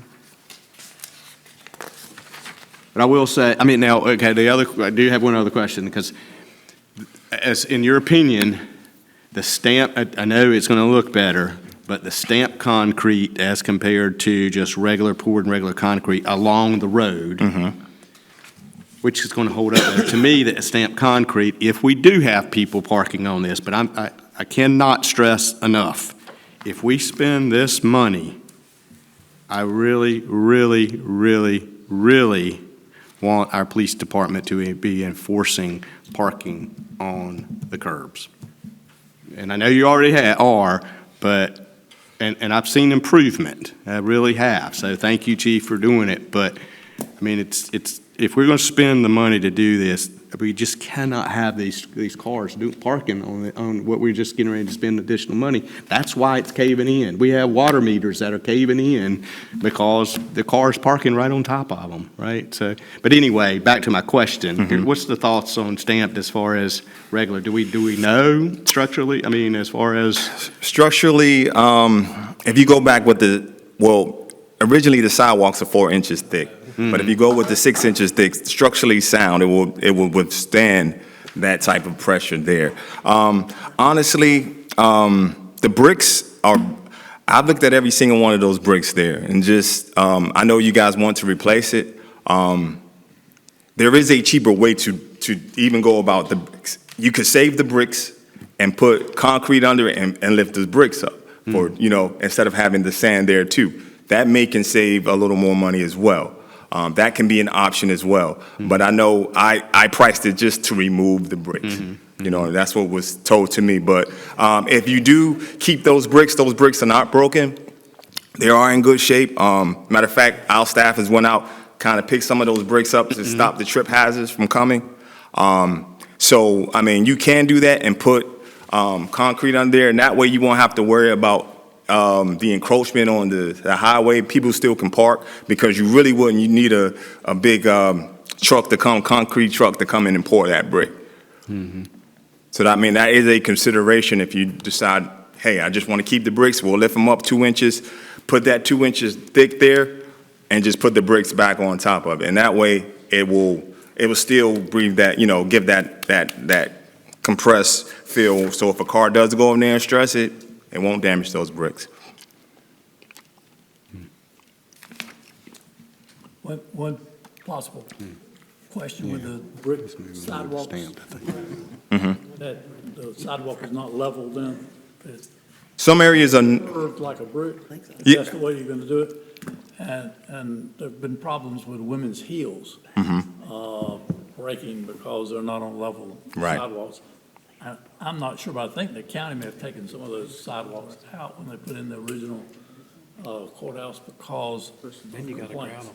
Whereas if you put a granite type finish, it's level, you know what I mean? Block, there's no stepping in a curve. yeah, I know what you're saying, the divots there. I mean, that can be an option as well. You know, not to do the stamp impression, just do straight concrete. Well, the granite is a Or you, stamp impression, but it's Right. level. Okay. Yeah, or you could do just a colored, you know, Yeah. tinted, maybe a different color to look, you know, give it some kind of a, because if you go back with regular concrete, there's going to be a difference in the new concrete and the existing concrete. So if you go back with something that maybe has a tint to it, instead of the stamped, you know, that may be okay as well. The bid includes the color. Okay, Yep. all The right. same color as the bricks that are there. Oh, okay. I gotcha, They'll okay, be stamped. okay, yeah. And whatever the council chooses to do, I'm willing to do it. How long is this quote good for? I Um, mean, because we're talking it's going to be another, Apparently, he told me that he would keep it until, you know, we can do the work in between springtime, May and June, so I'm saying that's going to probably be at that same time. You got good references? Do we know this guy? Yeah, David. Oh, yeah, he does our yeah, work now. He does our work now. He's good. Matter of He's fact, really good. he's, I just didn't heard. Yeah, Matter- he's good. yeah, matter of fact, he had his crew on 4th Street, and I don't know if you saw them today, but they were out today doing concrete work. Good. I personally like stamp better. It's one unit, it's not multiple pieces. And I think that's when anytime you have multiple pieces, you have problems. So even if you concrete something to it, it's still multiple pieces and they do crack loose. Whereas if it's a concrete and you just stamp it, it's solid, it ain't going nowhere. And again, like I said, they build it so it endures driving on top of, which they can. It's gonna be there a lot longer than the bricks are. Because over time, that brick is still gonna crack, not the brick, but the concrete attached to the brick. Holding together is gonna break loose, because they all do. Yes.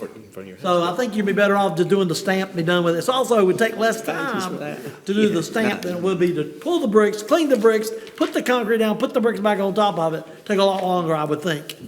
Which also seems probably more labor intensive and your prices would go up. Well, I did talk to David. He said it would go down tremendously. The price would. He said he can have me an estimate as well. I just said that, you know, just have it for me, for my personal knowledge. I know the intent was to have it concrete brick stamp, you know, with the same color. So I can bring you that information as well. Just that way you can have and weigh your options. Okay. Ray, I make a motion, we approve we accept the, whatever it is we're doing here. The bid for the sidewalk repair? Yeah, I recommend we move forward with this, with the low bid of the $37,456. Second. Motion and a second. All in favor? Aye. Any opposed? All right. We're not making it easy on you, Elaine, tonight, Hey, are we? hey, I'm all right. Hey, welcome to your first meeting, Madam Clerk. It's gonna be all right. All right. So I'm good. All right, thank you, Lawrence, appreciate that. Yes. Good All thing right, it's recorded. that's all right. All right, so I think you're up next as well, Yeah, correct? I'm right All here. right, awesome. All right, so consideration and request for approval to award a bid to Vision NC LLC in the amount of an amount of $5,940 a day for a total estimated cost of $100,000 for ditch cleaning services in West Smithfield. Lawrence? That is correct. Upon investigation and upon conversation that we had, we said that we needed to clean out the ditches. And I did do an extensive drive-by to look at the ditches. Of course, I put the addresses here for us to see. It just came out to a matter of a few dollars, of course, but the hours were better for us. 10 hours opposed to 8 hours. Just made sense that we can do it. And they started a little earlier. They can start earlier to do the work. Now, this is an estimated time. It could be less than 3 weeks, but 3 weeks, I'm hoping that will be enough time to do it. I did talk to the guys. He did give me the 30 minutes per hour to clean the ditch pipes, and depending on how clogged they are. And that includes in cleaning out the pipes. That also, if there's any roots or something there, they go in there with the pipe crawler and they clean that, jet it out, cut it out, and then they clean the ditches as well, and then we'll have a dump site. They can come and put the dirt there here on the yard. So this is just for cleaning the pipes? This is not any ditch work that No, may this need, is if there are areas where the ditch needs to be If dug the- out. I understand you're gonna clean up the dirt Right. and the infill that's inside that pipe once it comes out. Right. But does this include any work on the ditches themselves if needed? No, we will do it. Our crew will do it. Okay. And All right, we will gotcha. be there with them, and we will record once they clean it out. I think And, for the most we'll- part, the ditches sure. probably are okay for the most part, Right. but there probably are some areas there. Right. I would say, from what I know, that what's happened over time is the culverts, the pipes under there, they're fine, they're sitting, they're clogged but they're this much lower Right. than the ditch. Yeah. So, I mean, there's this much lower on both sides in the ditch, so that means there's water sitting under there all the time because it can't go nowhere. Right. Yeah. And So we, that's gotta be, it's gotta be gravel, but, I mean, they're still, for the most part, we got some of them that's clogged up, water don't go nowhere, it's a pond every time it rains. But those are rare. Most of them are gonna drain slow because, again, they're just, when it gets closer to it over time, I don't know why, but over time, it looks like they sunk, but they're not sinking. It's that the stuff's built up on the side. On top. So there will be need to in and out of those things, that the water flows. But we have the equipment, we have backhoes. yeah, we and have the stuff. backhoes. And We can do have the handle equipment. We that, have the manhole. and- That we have the manpower to do it. And what happens is, once we see it cleaned out, we will make a note and say, notation, say, hey, come back. It needs to go down 6 inches, and we'll make sure that it goes to the next pipe. Okay, got it. Yeah, Okay. because that's the majority of what I see in West Smithfield. It's just, you don't have enough room for the water to go through. Yep. Going up on And both then- sides. And then the question, I'm just going to ask, because I know they're going to ask it. Sure. Question is, so if you cut that out, you're cutting out all that grass on those people's yards, right? Because there's a ditch now, right? So cutting that out, the homeowners are responsible for growing grass back. Now, now, I don't know, I mean, I'm just asking, because they're going to ask me. yeah, I haven't, We're gonna have Our some of them's gonna have right much cutting out, Yeah. because, I mean, some of them, like I said, the ones that got ponds, they're gonna have a big lard cut out of theirs because there's just no ditch there hardly anymore. yeah, I haven't, I'm sure we can get some seed, and I'll talk to Mr. Scott about it. We can get some seed that we can throw back in there to make it grow.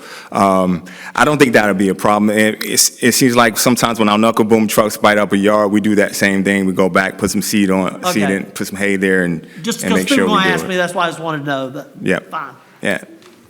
I think most people are gonna be happy Oh, yeah. that you're gonna dig out the ditch and let the water flow. I hope so. Yeah. Yeah, that's the main. That's what I say, if you're gonna spend us money, you might as well clear the ditch if you don't. Mayor, I have a couple right. comments. Yes, sir. Sure. Mr. Davis, thank you for bringing this. My concern is, I don't disagree with cleaning ditches out. Let me just make that clear. But we added 2 staff to the department. Why can't our staff do this work if it's on such a short timeline? Okay. And my other point is, what have we done about this church that's flooding over here on North Street? It's this same line item, and we're fixing to spend all this money. And we got the buildings that's flooding, and we've not addressed. Yes, sir. I've done the work. I've had estimates go presented. I had Adam Stuckey go out and a contract to look at what needed to be done. I think I presented that information to Mr. Scott. I think he has that information if I'm correct. It's just a matter of what you guys want to do as a council to rectify that situation. I can get furthermore estimates, but I have got a decent estimate around price. Maybe at the time it was about $95,000 to rectify that situation. What that would entail is to put more, I think it's 15-inch pipe there now. I think they want to go up a different size. I think it was I'm not sure. I don't have the paper with me. I don't want to misquote it, but it is a bigger size pipe there. And that would address some of the flooding issues there at the corner of Caswell, where the church sits. Is that the only solution? I'm just, Honestly, yes. That will be the only solution to really stop it. It's similar to East Street and all the other streets that we had. It just, sometimes that water is just coming in and it just can't go through a 15-inch pipe. All that water is coming in. We've got new construction, got new buildings, new houses, impervious surfaces. The water's going right down and it just can't handle all that water at one shot. Have we filled the 2 new vacancies that were created at budget session? We have not. We did some interviews this prior week. We have one that will be filled in that position, and we're still seeking to fill another position in that. We had some in-house employees that we had moved because of the CDL classes that we were trying to get together, and that's on the consent agenda, where we moved one from the drainage department to the sanitation department. That left a vacant for his spot. We are in the process of hiring someone. We had that position filled, we believe, and we are looking for one more person to fill that position. Then we'll have a full staff. So just from my observation, putting in a drain pipe for, you said $95,000 to fix a problem at the church, that's a skilled thing. But Yes. cleaning out a ditch is something that our staff could do, right? Not necessarily, not to have the equipment to really clean out that ditch. Culverts, I think is the main. We don't have the jetters, the trucks to suck those things out. Well, didn't we just agree to order a new sucking trailer? The trailer will not, pertaining to the budget, the trailer that we had, the $80,000 was set aside. But you're looking at PSI situation where it's just not enough water to push through at one given point in It's already time. built up there. Maybe we can use that to maintain, right, before they. Yeah, once we get clean, maybe we can use that down the road, but I am looking into investing in something that's it may be a little more pricier than the $80,000 that was allocated, and that's why I'll bring it back to you guys. But it won't be in the $500,000 range, as it is to get a truck. Pretty big difference, 80 to 500,000. No, I said it won't be in the $500,000. This is, Yeah, the vac truck. so Lawrence, just to clarify. Sure. You said the contractor is just going to clean the culverts out. He's not going to clean the ditch. You guys are doing the ditch work. We will do the ditch work. All he's doing is cleaning the things under the pipes under the driveway. And the pipes under the streets as That's well. right. Pipes under the driveway, pipes under the streets. Yes. He's just cleaning the pipes out. He's not doing the ditch work. You guys are doing the ditch repair. That's to right. Make it flow like it's supposed to. That's right, yes, They're sir. just cleaning out the pipes so that the water can flow, and you guys are fixing the ditches so that they can flow. That's correct. And once that is, we can maintain it, and we can have that crew and staff to maintain. And so now, and then once you get that done, then the equipment that you do have, you can set some type of a routine maintenance type thing. Correct. To ensure that, because it's always, Right, it's a different issue. preventative is always less expensive than,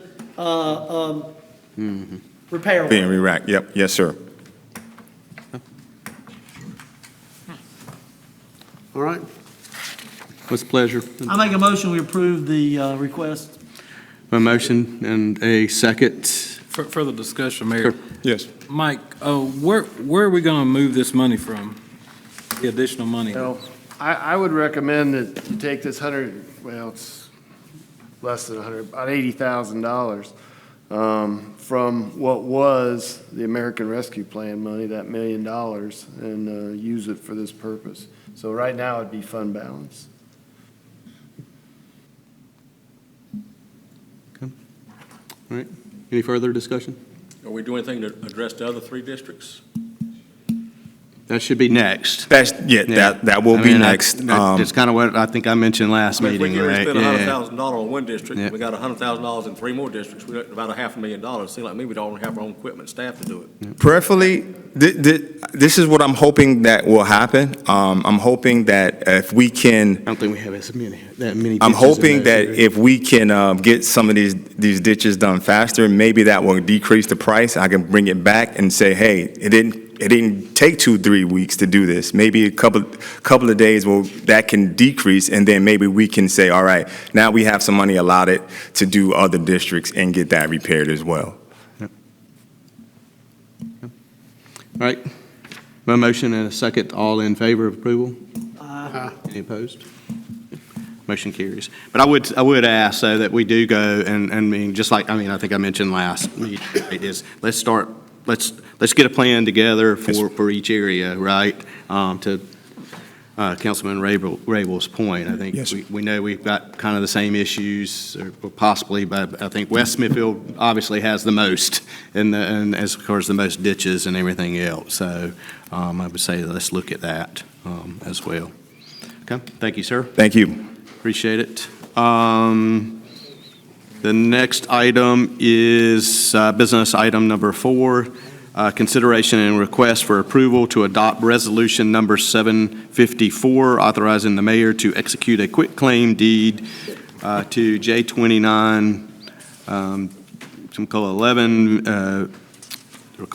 Ventures LLC for conveyance of property at 1008 Fuller Street. Bob, is that you? Me. Oh, there you are. Good. Oh, wow.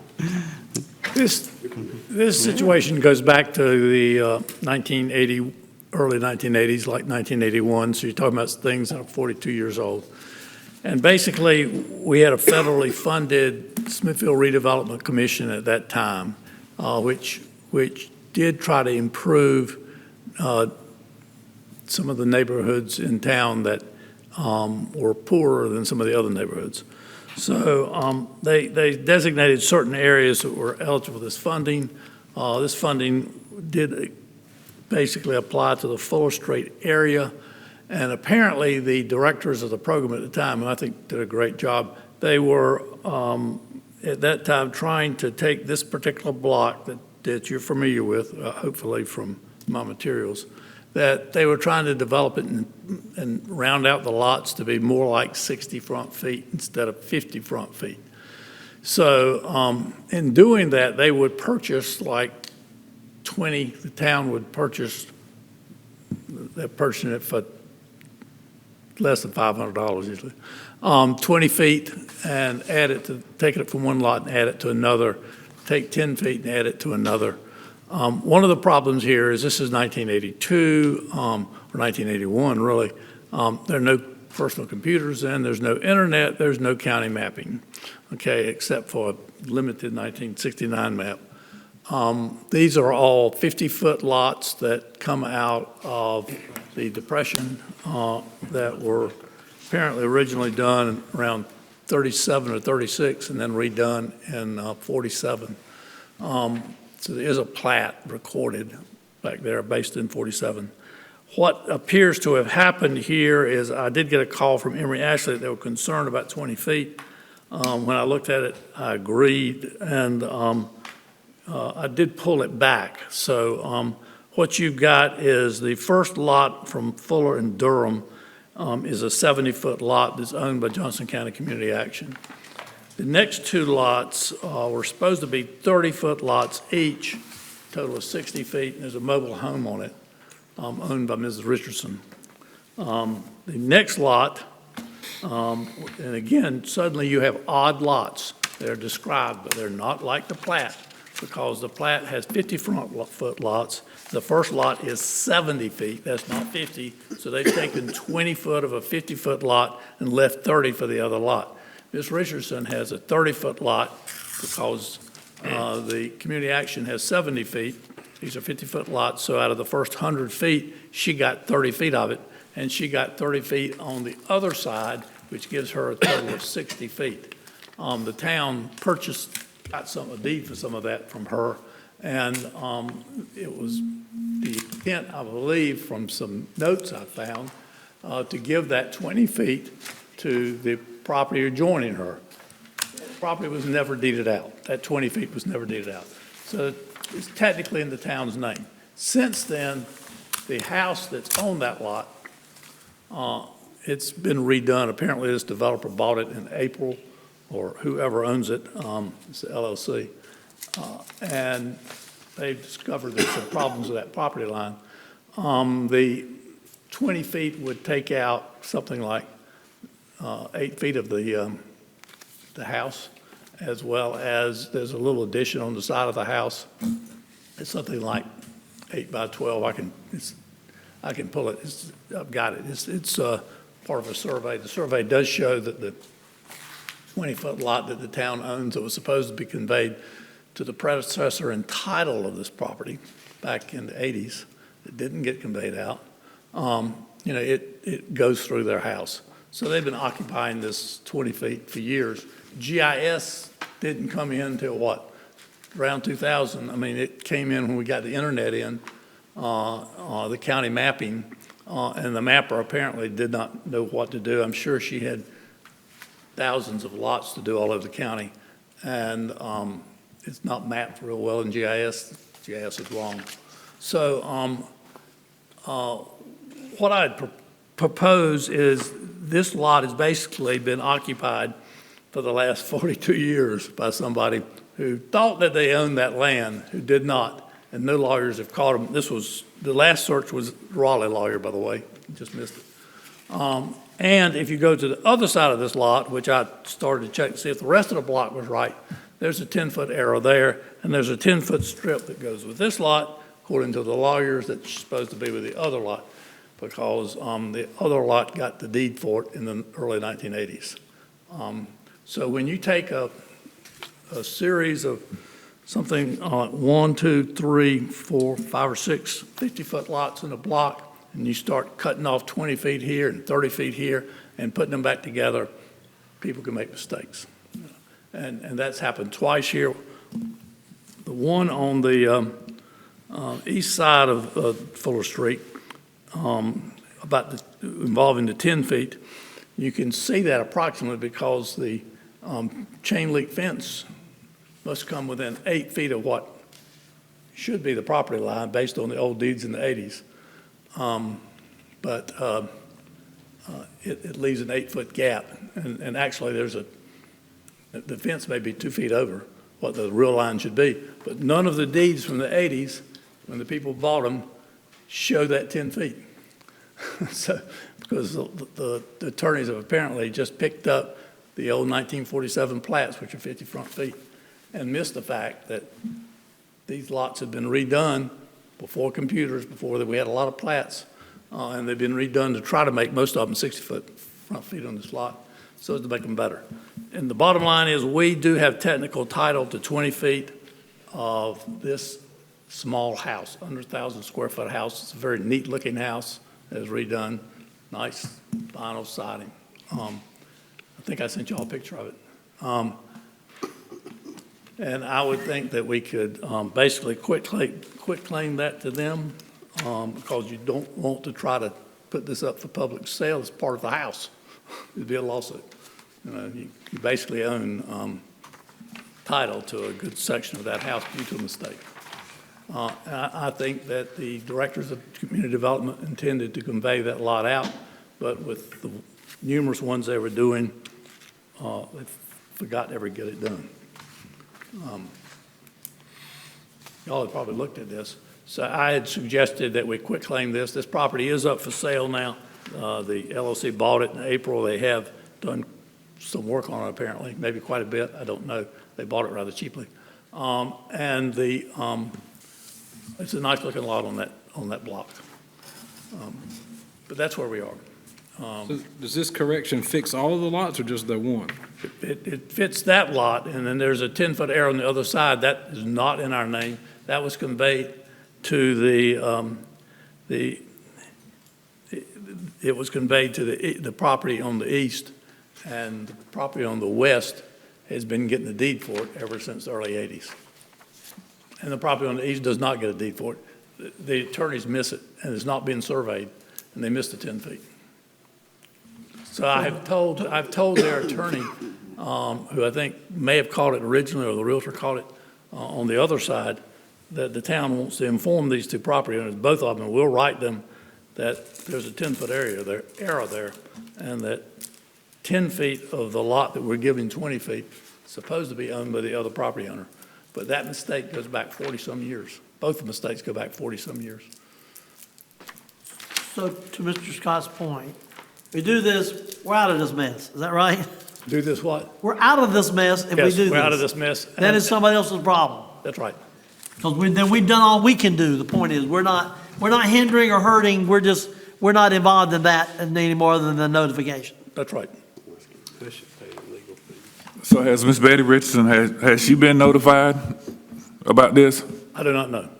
Because I'm pretty sure she had, and I would have got a call from her, so, We can, you know, I had basically tried to figure out what the problem was, and I've not gone sending letters down the block.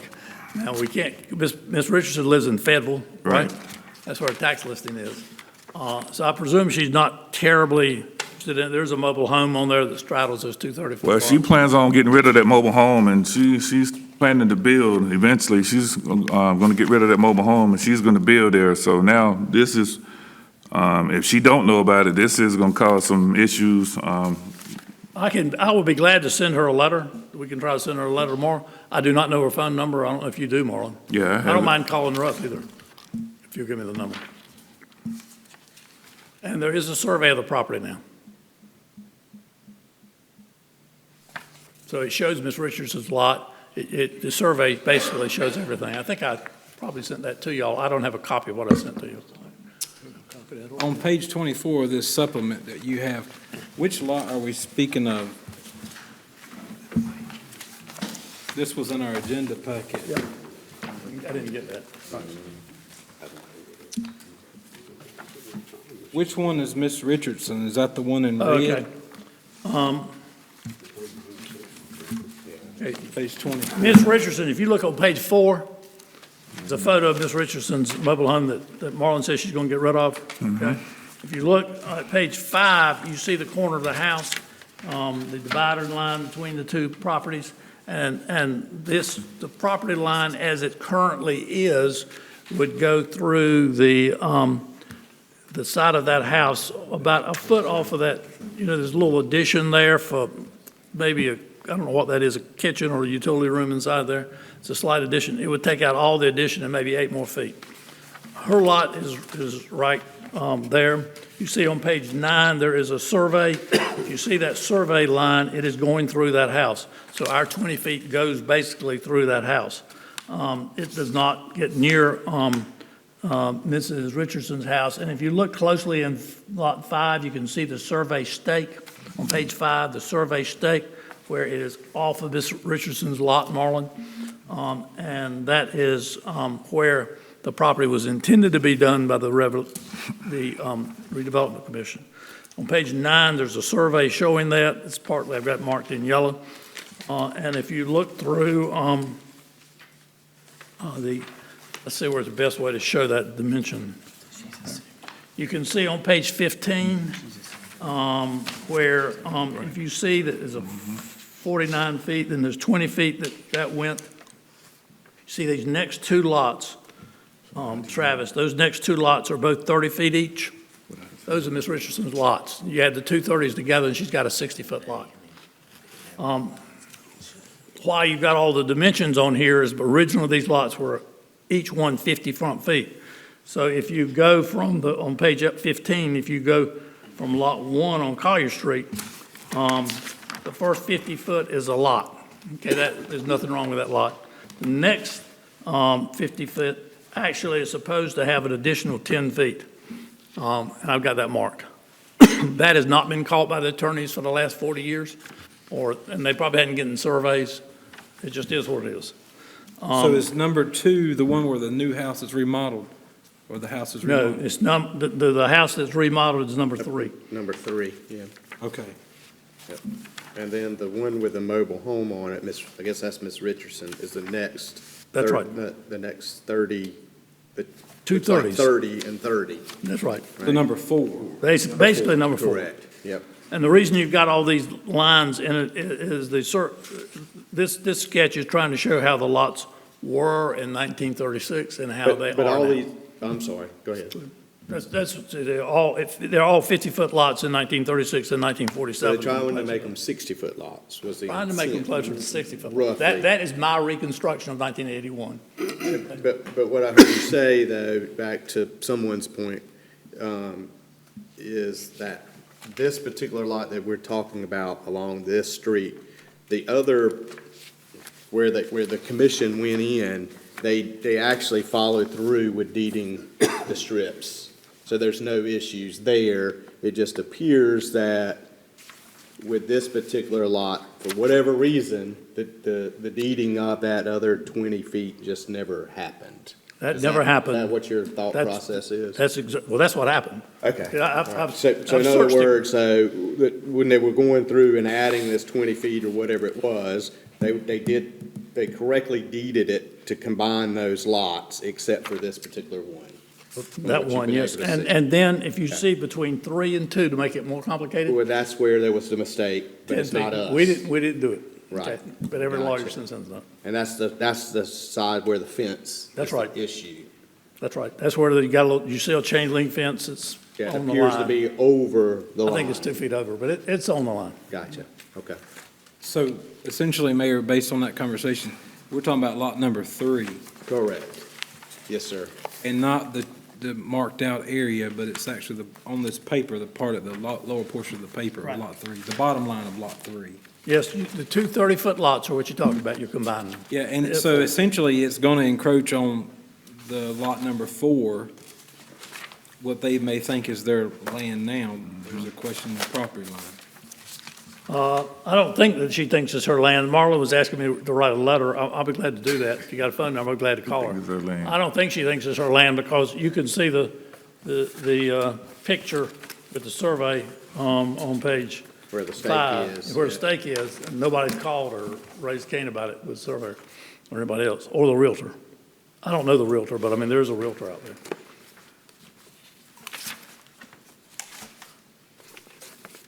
It's just one of those things that happens.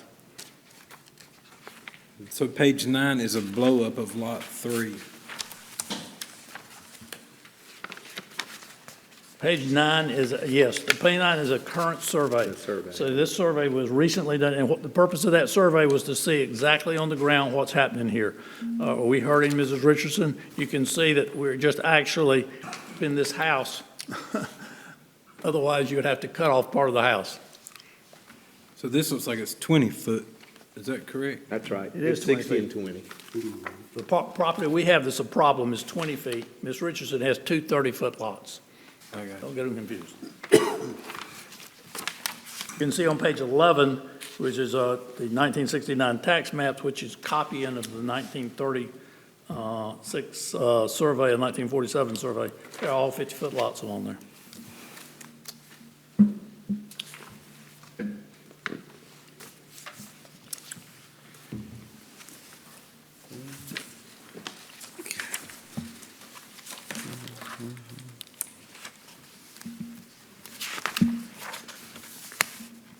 All right.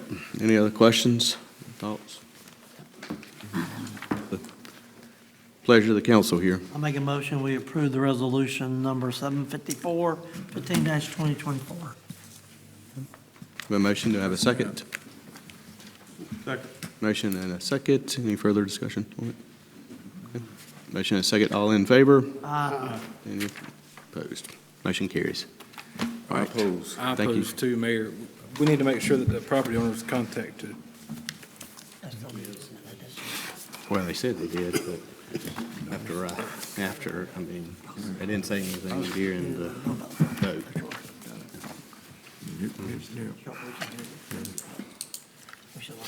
It's not until afterwards, so it still passes. But, all right. Found it. Yeah. Returned it.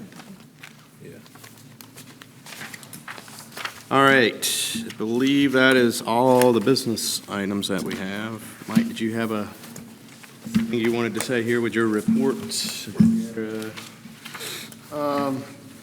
The only thing I wanted to remind the public is, we do not have our next scheduled meeting is not on November 5th, as it normally would be, due to the election. Our next meeting will be November 12th.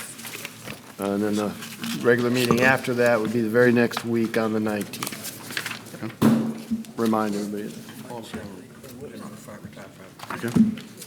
All right, Okay, I'll check it. thank you, sir. Anything else? No, entertain a motion. I move we adjourn. A motion to adjourn? Second. Motion and a second. All in favor? Aye. Motion carries. Thank you.